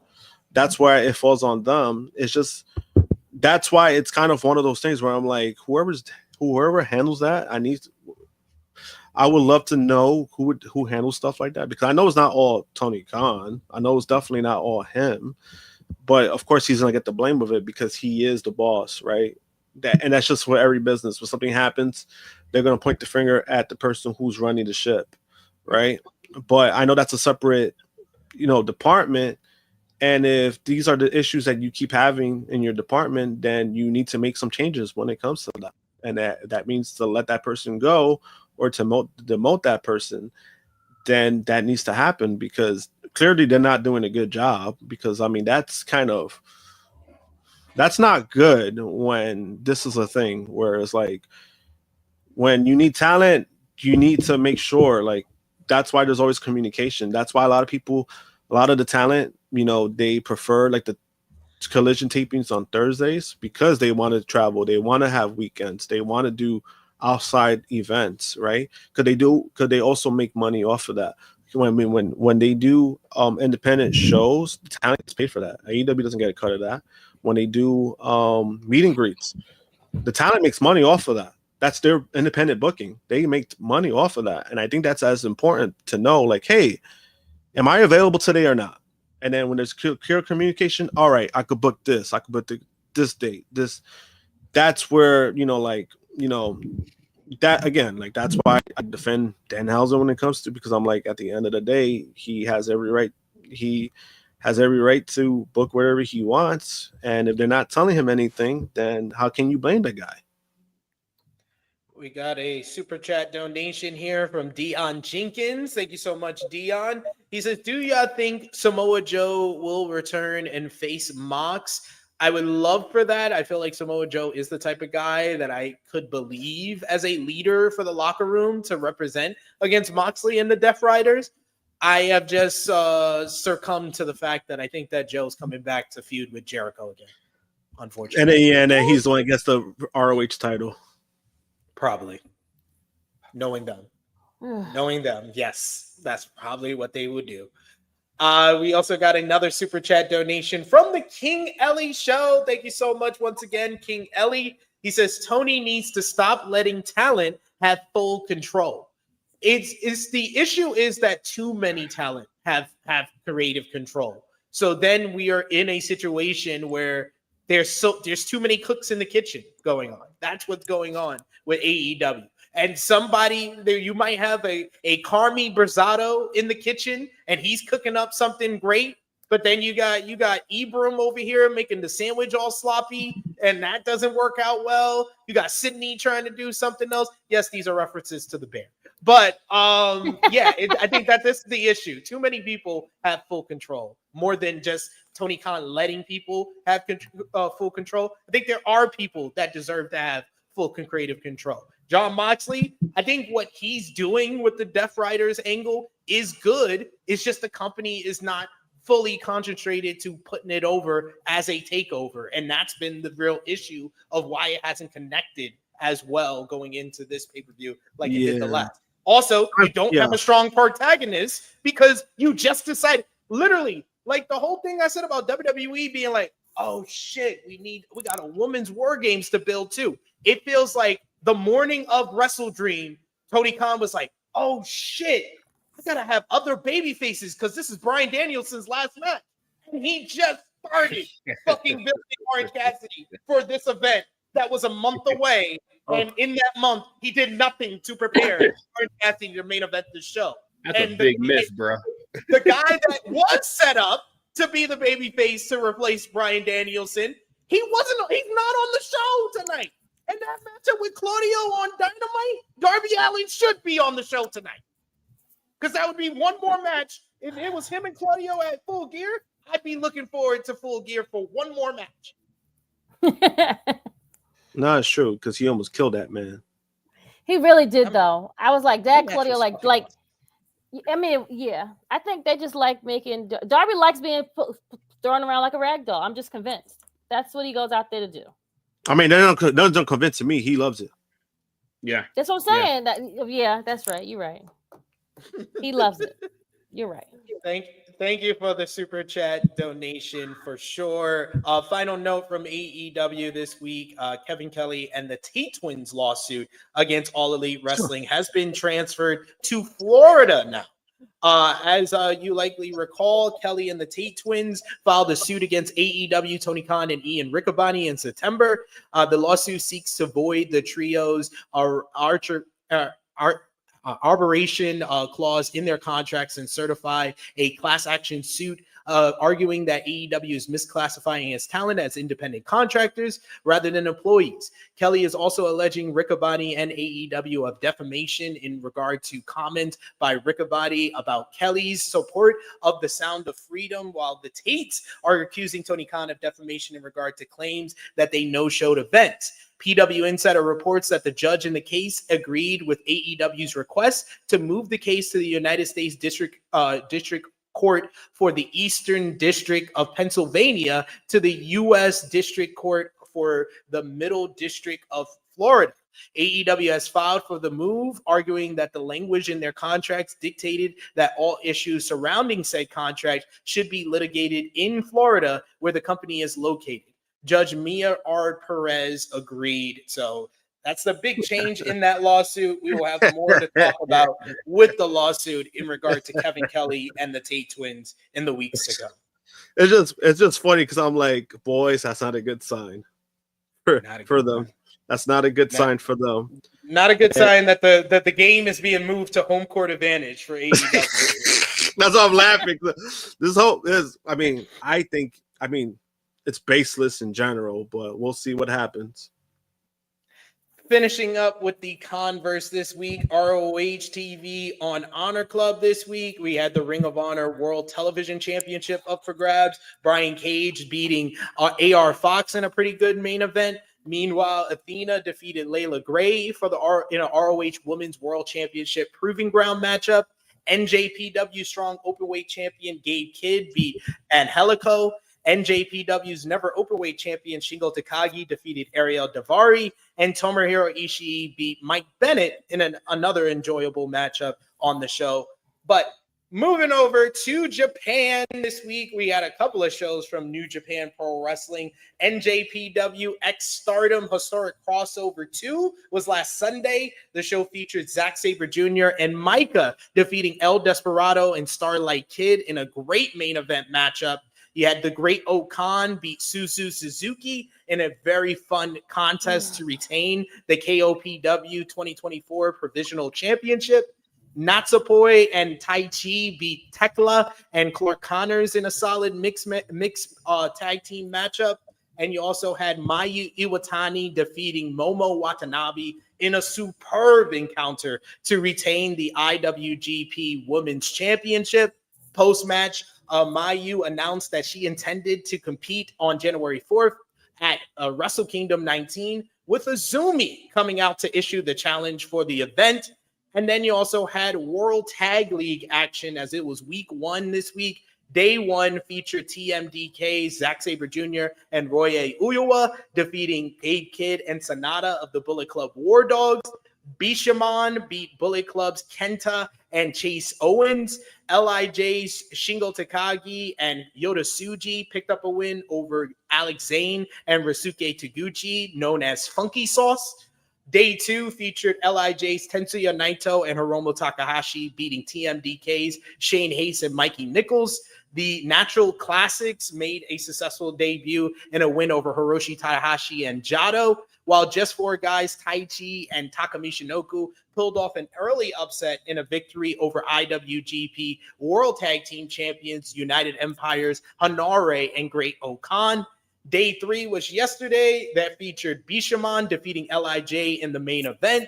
Shoto Aminu and Tomoki Honma pulled off another upset over Roya Uyowa and IWGP World Heavyweight Champion Zack Sabre Jr. In a battle of Bullet Club, you had the War Dogs defeating Kenta and Chase Owens. And then day 4 was this morning. You had Toru Yano and Bolton Ole defeating Naito and Hiromu. TMDK beat Natural Classics. House of Torture defeated Taichi and Takami Shinoku of Just Four Guys. And then finally, in New Japan news, it was announced this morning that following their backstage fight at NJPW Power Struggle, Kenny Omega has extended an invite to Gabe Kidd to face him at the Tokyo Dome in 2025. And it was made official this morning. It will be Omega versus Kidd Sunday, January 5th at Wrestle Dynasty in the Tokyo Dome. By far the biggest match of Gabe Kidd's career. I can't wait. I think that's gonna be one of the early match of the year candidates for me. Mm-hmm. Okay. But good stuff from New Japan this week. And then finally, to wrap things up on what we missed, TNA Impact. The show featured the Hardys and Ace Austin coming up short against Trent Seven and Hammerstone and Jake Something in the main event. Leon Slater and Laredo Kid pulled off an upset in a tag team matchup against the Systems Moose in JDC. Masha Slamovich beat Alicia Edwards in a no DQ matchup to retain the TNA Knockouts World Championship. Later in the show, Masha agreed to a best 2 out of 3 falls matchup against Jordan Grace at TNA Turning Point. Become a Patreon member. We'll have our preview of Turning Point up this week, so check that out for sure. But that's all from what we missed this week. So it's time for Miss Krssi Luv's favorite time of the show, best and worst of the week, matches of the week. We'll start with Miss Krssi Luv. Who do you think had the best week this week? CM Punk. CM Punk for the return. That's fair. That's fair. Josh, what about you? Paul Heyman.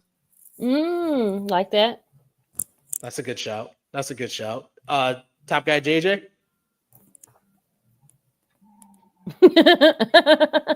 Well, yeah, because I like both of them. I like Punk and Heyman. I'm gonna try to go someone different. I really liked what I saw out of Kevin Owens. That's a good one, friend. Like what I saw out of Kevin Owens. Nah, that's a good one. That's good. Yeah. I'm gonna go with Roman Reigns. Roman Reigns has not apologized once to anybody in the build-up to Survivor Series. Yet he's getting everything he wanted. He didn't have to surrender. He didn't have to surrender. He didn't have to apologize to anyone. Well, he left Paul Heyman on his own to get murdered. He mistreated and manipulated Sami Zayn for a good year. He mistreated and manipulated Jey Uso his entire life, probably. He's still manipulating and mistreating Jimmy Uso, so that will still go on for the rest of his life.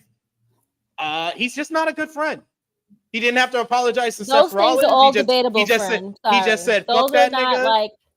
He doesn't want to go back to Cody, even though he did say before Bad Blood he wants to go back to Cody. This man has not changed in the least bit, but he's gotten everything he wanted. Those are goals. Best of the week. Okay. Sounds like a piece of shit to me. That's good. Four different ones, and they were all good, honestly. Top guy JJ, worst of the week. Who you got? Oh. Can I go first? You want to think? Yeah. Let me fester real quick. Go ahead. My worst of the week are the women that's in the War Games, except Rhea Ripley. Damn. Fair. Conviction strong. Said it with her chest. Said it with my draw, chest. Josh. No, worst of the week. That second hour of Dynamite. Oh, that's a good one, Josh. That's all he people. won. That's all people are really talking about. Josh. And I should have said best week. I'm gonna go. I said Paul Heyman. I'm also gonna add the Costco guys because they've been. That crowd was super over with them too. By the way, even they were cringing. They were more over than I expected. Way more than I expected. QT actually got heat for giving the diamond cutter to Big Blue Major. That was funny. JJ, who you got? You know what? I was thinking about the main event of Dynamite. I was thinking about supporting. I think I'm gonna support Krssi on this one of just the entire handling of the women's War Games. I like this whole week has been bad for it. Like both shows were bad for it. Both shows. They had 4 hours of programming and they made it worse with the four hours of programming. So I'm gonna side with Krssi on this one and say the handling of the women's War Games. Also fair. I'm gonna give it to Tony Khan. I think I ranted enough. I think I ranted enough to explain that. I don't need to explain it now. That's full you this week, so that's perfect. Yep. Tony Khan. Worst of the week after that show on that second hour of Dynamite this week. And then we got the matches of the week. So this is anywhere 3, 5.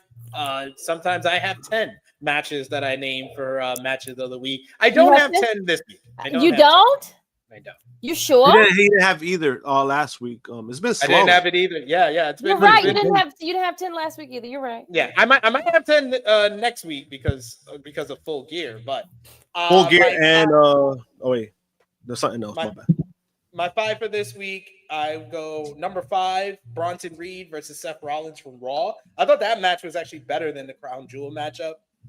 Number 4, Don Callis family versus Team Ospreay from Dynamite. Number 3, Zack Sabre Jr. and Micah versus El Desperado and Starlight Kid from NJPW Stardom Historic Crossover 2. Number 1 and 2, this is like one of the closest of the year for me where I literally was like, I had one number one, the other number two. Then I switched it yesterday, and then I switched it back this morning. So I'll go 2, Claudio Castagnoli versus Darby Allin from Dynamite. But number 1, Mayu Iwatani versus Momo Watanabe from Historic Crossover. That was one of the best women's matches of the year. And Mayu Iwatani should be on everybody's list for the best women's wrestling of the year because she's put on some of the best. All right, matches. I got to go watch that then. Okay. Krssi Luv, matches of the week. I got 3. I got 3. So number 3, Bronson versus Seth. Number 2, Don Callis family versus Team Offspray, and then number 1, Claudio versus Darby as a ragdoll. That was Claudio went into my Mount Rushmore that I'm creating of perfect Darby Allin apartments. It's him, Samoa Joe, and Brody King. Those are. I need one more. No, and then Claudio just walking away like whatever, and then going over the by the crowd was just like priceless. Once he finished, it was great. Brody King was the toss into the timekeeper's table, and Darby falling off of the table, and the curtain on the table falling on Darby, so Darby looked like a little kid in a sleeping bag. Oh my god! And then the table didn't even break. Oh my god, poor thing. I was like, oh my god, he's dead. He's dead. Go check him. Oh my god. So great. That Dynamite match was fantastic. Whoever wants to go next, go next. Matches of the week. Mine's is the exact same as Krssi, literally in that exact order. So no need to repeat it. Fair. And you said yours, Josh, right? No, number 3. I'm gonna go with Team Don Callis, the Callis family versus Team Ospreay.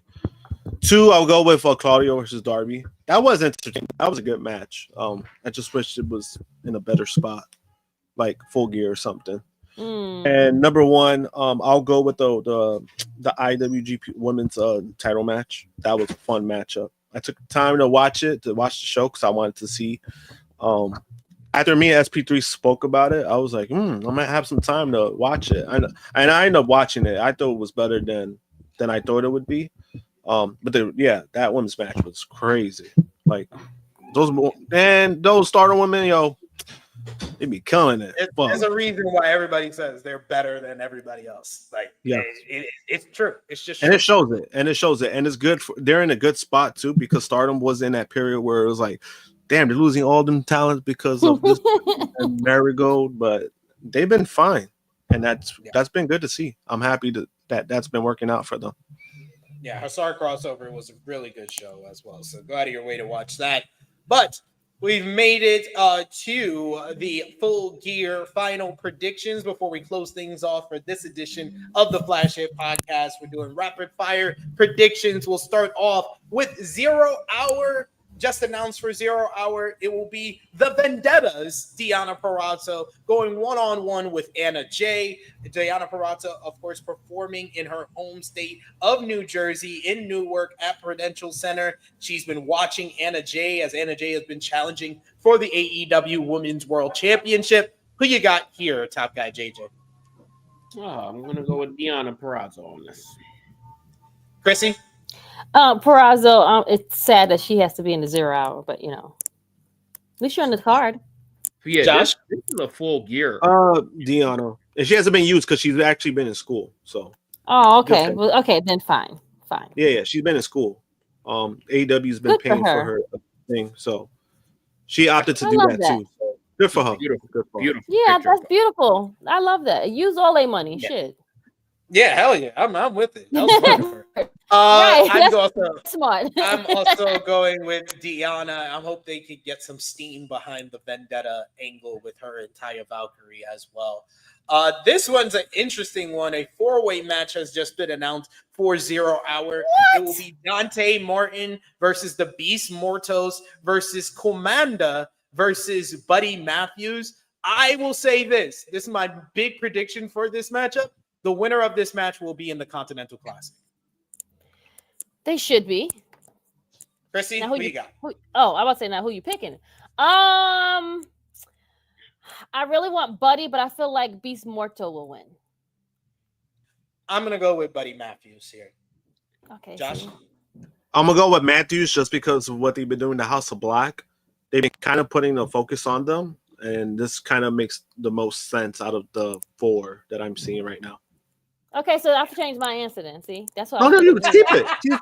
No, keep it. I think Beast is a good pick. No, but I really want He would Buddy be to my win. pick. Huh?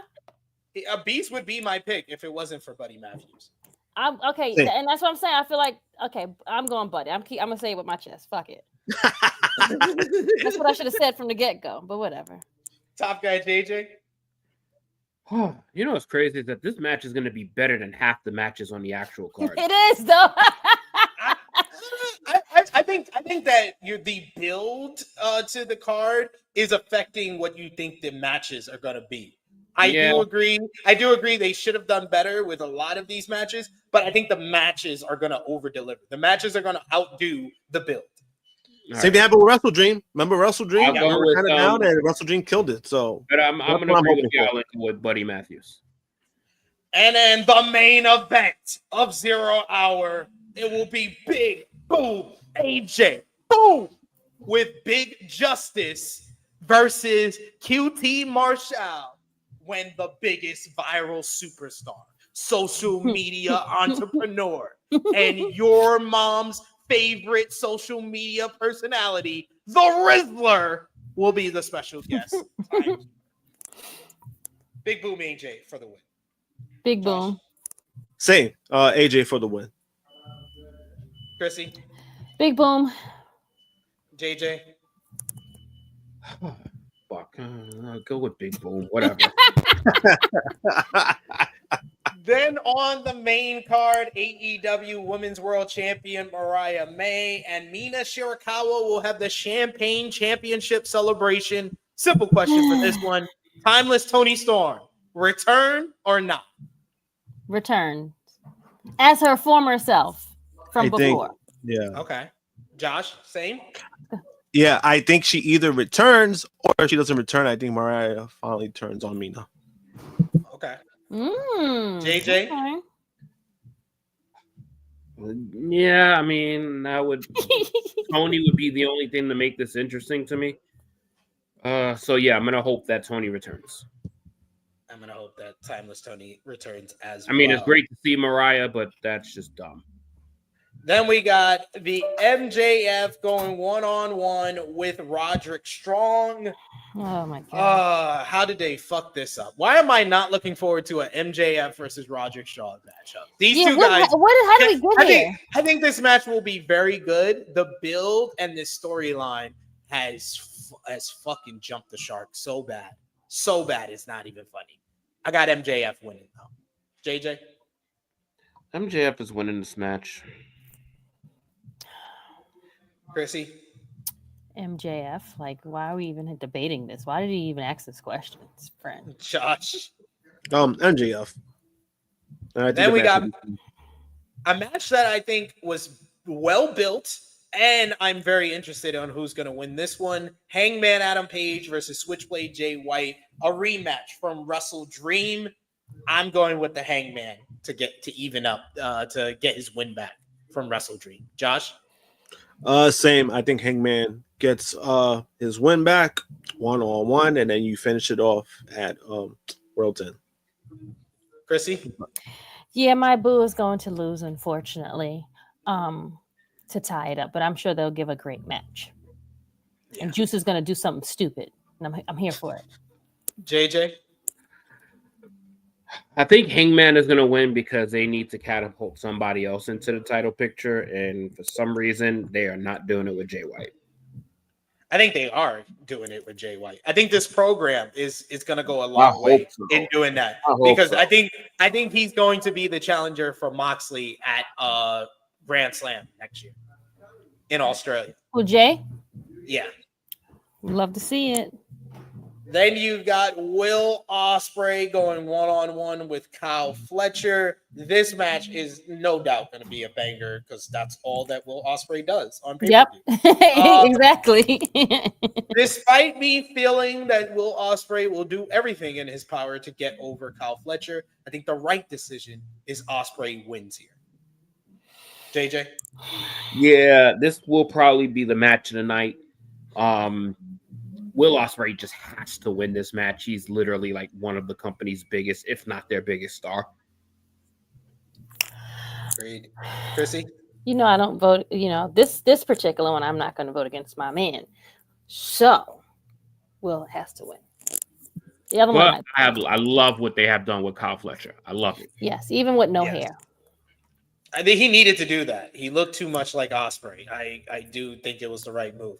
Since Krssi and JJ is going for Ospreay, I'm going with Kyle Fletcher because that's fine. You can take it out. I'm just sure that Ospreay is going to want a job out to his front.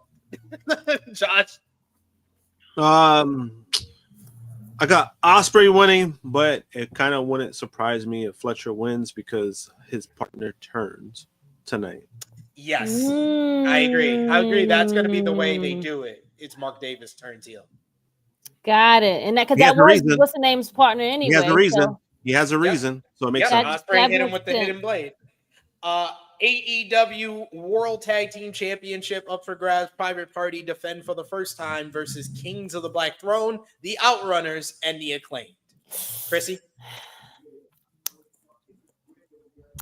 I want the Kings of the Black Throne to win. JJ, who you got? I'm going to go with Private Party to retain. I agree with JJ. I'll go with Private Party to retain. Josh? I'll go with Private Party to retain, and some fuckery happens with the Acclaim. I think something's going to brew over more with that team. I hope Boa's beat Cass's ass for some reason. For the AEW TNT Championship, it will be Jack Perry versus Daniel Garcia. After that god-awful segment on Dynamite, Jack Perry. Unfortunately, I'm just sure this rivalry is going to continue, so Jack Perry wins. Josh? I think Jack Perry wins. Oh, my God. We're all going for this. Krssi?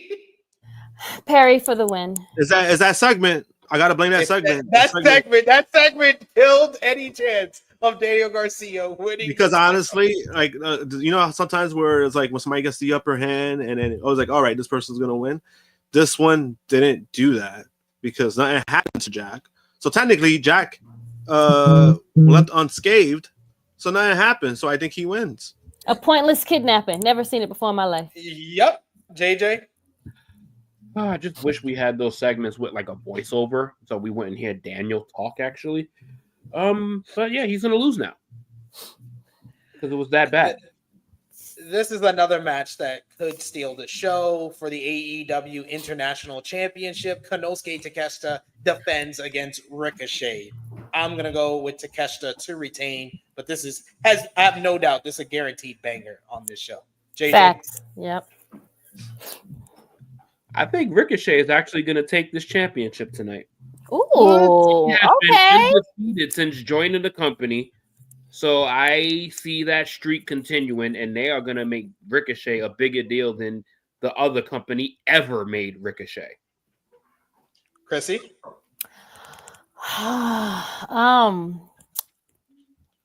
I think this is another match that is going to be a banger for sure. They're definitely going to perform their asses off. I'm going to go with JJ on this one, too. Ricochet for the win. Josh? No. Konosuke. That's fine. He just got the title. You got to do something, like you got to keep that man going because honestly, you drop the title now, even though it's Ricochet. I 100% get it. I think your reason is valid, but it's not going to do this man any favors if he loses now. The only way I'd be all right with it if he immediately wins the Continental Classic. That's the only way I would be all right with that booking. Then you got for the TBS Championship, Mercedes Moné defends against Chris Statlander. Cut bait, abort. Chris Statlander wins. Just have Chris Statlander win and then just abort this whole Mercedes Moné, whatever you're trying to do. JJ said she couldn't shut up.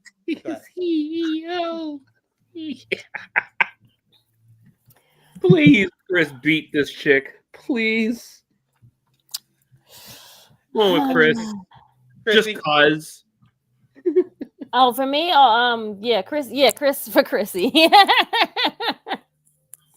Krssi for Chris. Josh, who you got? I might be in the minority. I think Mercedes retains. I think Mercedes gonna retain as well, but I'm mainly voting on what I Same. want. No. Like I know what you mean. Like Yeah, I want Staten Island to win, but I think Mercedes. Vote. Yeah. I think Mercedes is gonna retain because I do feel like there's something going on between her and Camille, and I think they're gonna probably turn Camille face. I just don't know when. That's the vibes I've been getting the last doing 2 an weeks. awful job at that by booking her like a Bullwinkle villain. Yeah, like I don't know. Yeah, no, it's true, and I 100% get it.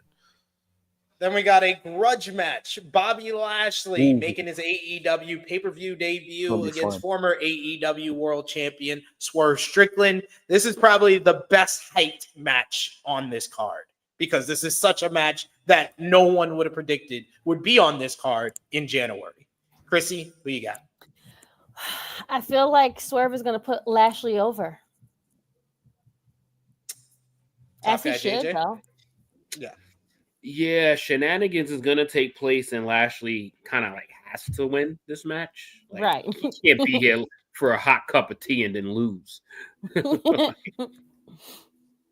I got Lashley winning, and I don't see any shenanigans. It should just be Lashley taking 90% of this matchup and then beating Swerve. Damn. Wow. Josh? In a wall. Same. I got Lashley winning. I don't think it's gonna be interference. I think he gets a clean victory. This is the way you kind of have to present Lashley. Yeah, you got to build him up like that. Yeah, that makes sense. And then finally, for the AEW World Championship, it will be Jon Moxley versus Orange Cassidy 3. These two men have faced previously for the International Championship, trading the belt back and forth at the end of 2023. And now they face for the richest prize in AEW and control of the company on the line. Josh, who you got? I got Moxley. Krssi? Moxley for sure. JJ? Moxley, and it's not Cassidy's fault. Not even close. It's Jon Moxley gonna win this goddamn one. They didn't even try to make us think it would be anything other than that. But let us know what you guys think. Give us your predictions for AEW Full Gear, whether it's in the live chat or let us know in the comments down below what you think. We got Power Driver Finisher who says Mox with Shane's help. We still on the Shane McMahon coming to AEW bandwagon? I thought we moved on. Guys. What are we doing? Hey, what are we doing? You hear some wacky ass music or some shit like that, eh? It's gonna be like money. But check out AEW Full Gear. It'll be live on pay-per-view tonight. I think 0 Hour starts at 6:30 and the main card starts at 8 p.m. Eastern time. But that brings us to a close on another edition of our flagship podcast. This was such a fun episode. Some great rants. This was a great show for rants. And I don't know if you've seen JJ, but we took your suggestion and we've been putting clips in certain sections of the podcast as separate videos on the channel. We got videos up right now of who is the most important member of the OG Bloodline. We also got a video up of is Survivor Series War Games becoming the new Hell in a Cell with this women's War Games booking. We got one coming out on Monday, which is going to be our picks for Becky Lynch's return match at WrestleMania 41, and we'll see what we get from this week's episode. So there we go. DJ, appreciate you for the suggestion. Appreciate you for joining us today. Let everybody know where they can follow you on social media when they will see you again. Instagram, find me at Tru Heel _Top Guy JJ, and on YouTube on here. This is where my murky month comes in December, so I have no clue about December. December is always the month I go into an abyss. Not an abyss. I will attempt the end of December, but those first 3 to 4 weeks, hell no. Immediate, I know for sure, January, the first week of January, that first Saturday of January. I don't know the exact date. The very first Saturday. January 4th. I will be on the show on January 4th. I know that for sure. But December, I ain't making no promises. We shall see. We shall see. Miss Krssi Luv, thank you as always for joining us. Let everybody know where they can follow you. Please watch our review of the Penguin on SP and I. We reviewed the Penguin show from Max. So please go on our other channel and watch that. Other than that, you can find me on some watch alongs, some roundtables. But follow me, Krssi Luv _1, Tru Heel Krssi Luv on X, and just my plain old name. Thanks, guys. This was fun as always. Finger points, friends. Thanks. Touch Touch tips. Josh, let everybody know where they can follow you. You can follow me, JMPunk321, Twitter and Instagram. And I'll be back next week. And are you doing the review tomorrow? Before Yes. Yes. I'll be on for that. I'll be on for the review. What time is that? Either 11 or 12. I could probably make that. Oh, so you'll see three out of 4 of us probably. It's tomorrow. still in November, so that there we go. For our AEW Full Gear 2024 review, we'll be live here tomorrow with Professor Chris from the NWA podcast to break down everything that goes down at AEW Full Gear 2024 tonight. So join us live for that tomorrow. You can follow me on the Twitter machine at Tru Heel SP3. Follow the gang, Facebook, Twitter, Instagram, TikTok at Tru Heel Heat. Patreon.com/Tru Heel Heat, $3 a month. Get you exclusive content like our World Tag League preview that's up right now. So go over and check that out. Become a member of the channel by hitting the join button, and you'll get the first look at those cuts from the Tru Heel Heat flagship podcast. We let it available for the members first before everyone can see it. So a good reason to become a member today. But enjoy AEW Full Gear tonight. We'll be back with you next Saturday, 11:05 a.m. Eastern Time with the flagship. So join us for that. Join us for the AEW Full Gear review as well. But until then, for Miss Krssi Luv, for the True Jaw Josh, for Top Guy JJ, it is me, your Tru Heel Phenom, SP3. This has been Tru Heel Heat 304. Best in the blood. We are signing off until next time. Laters. Peace.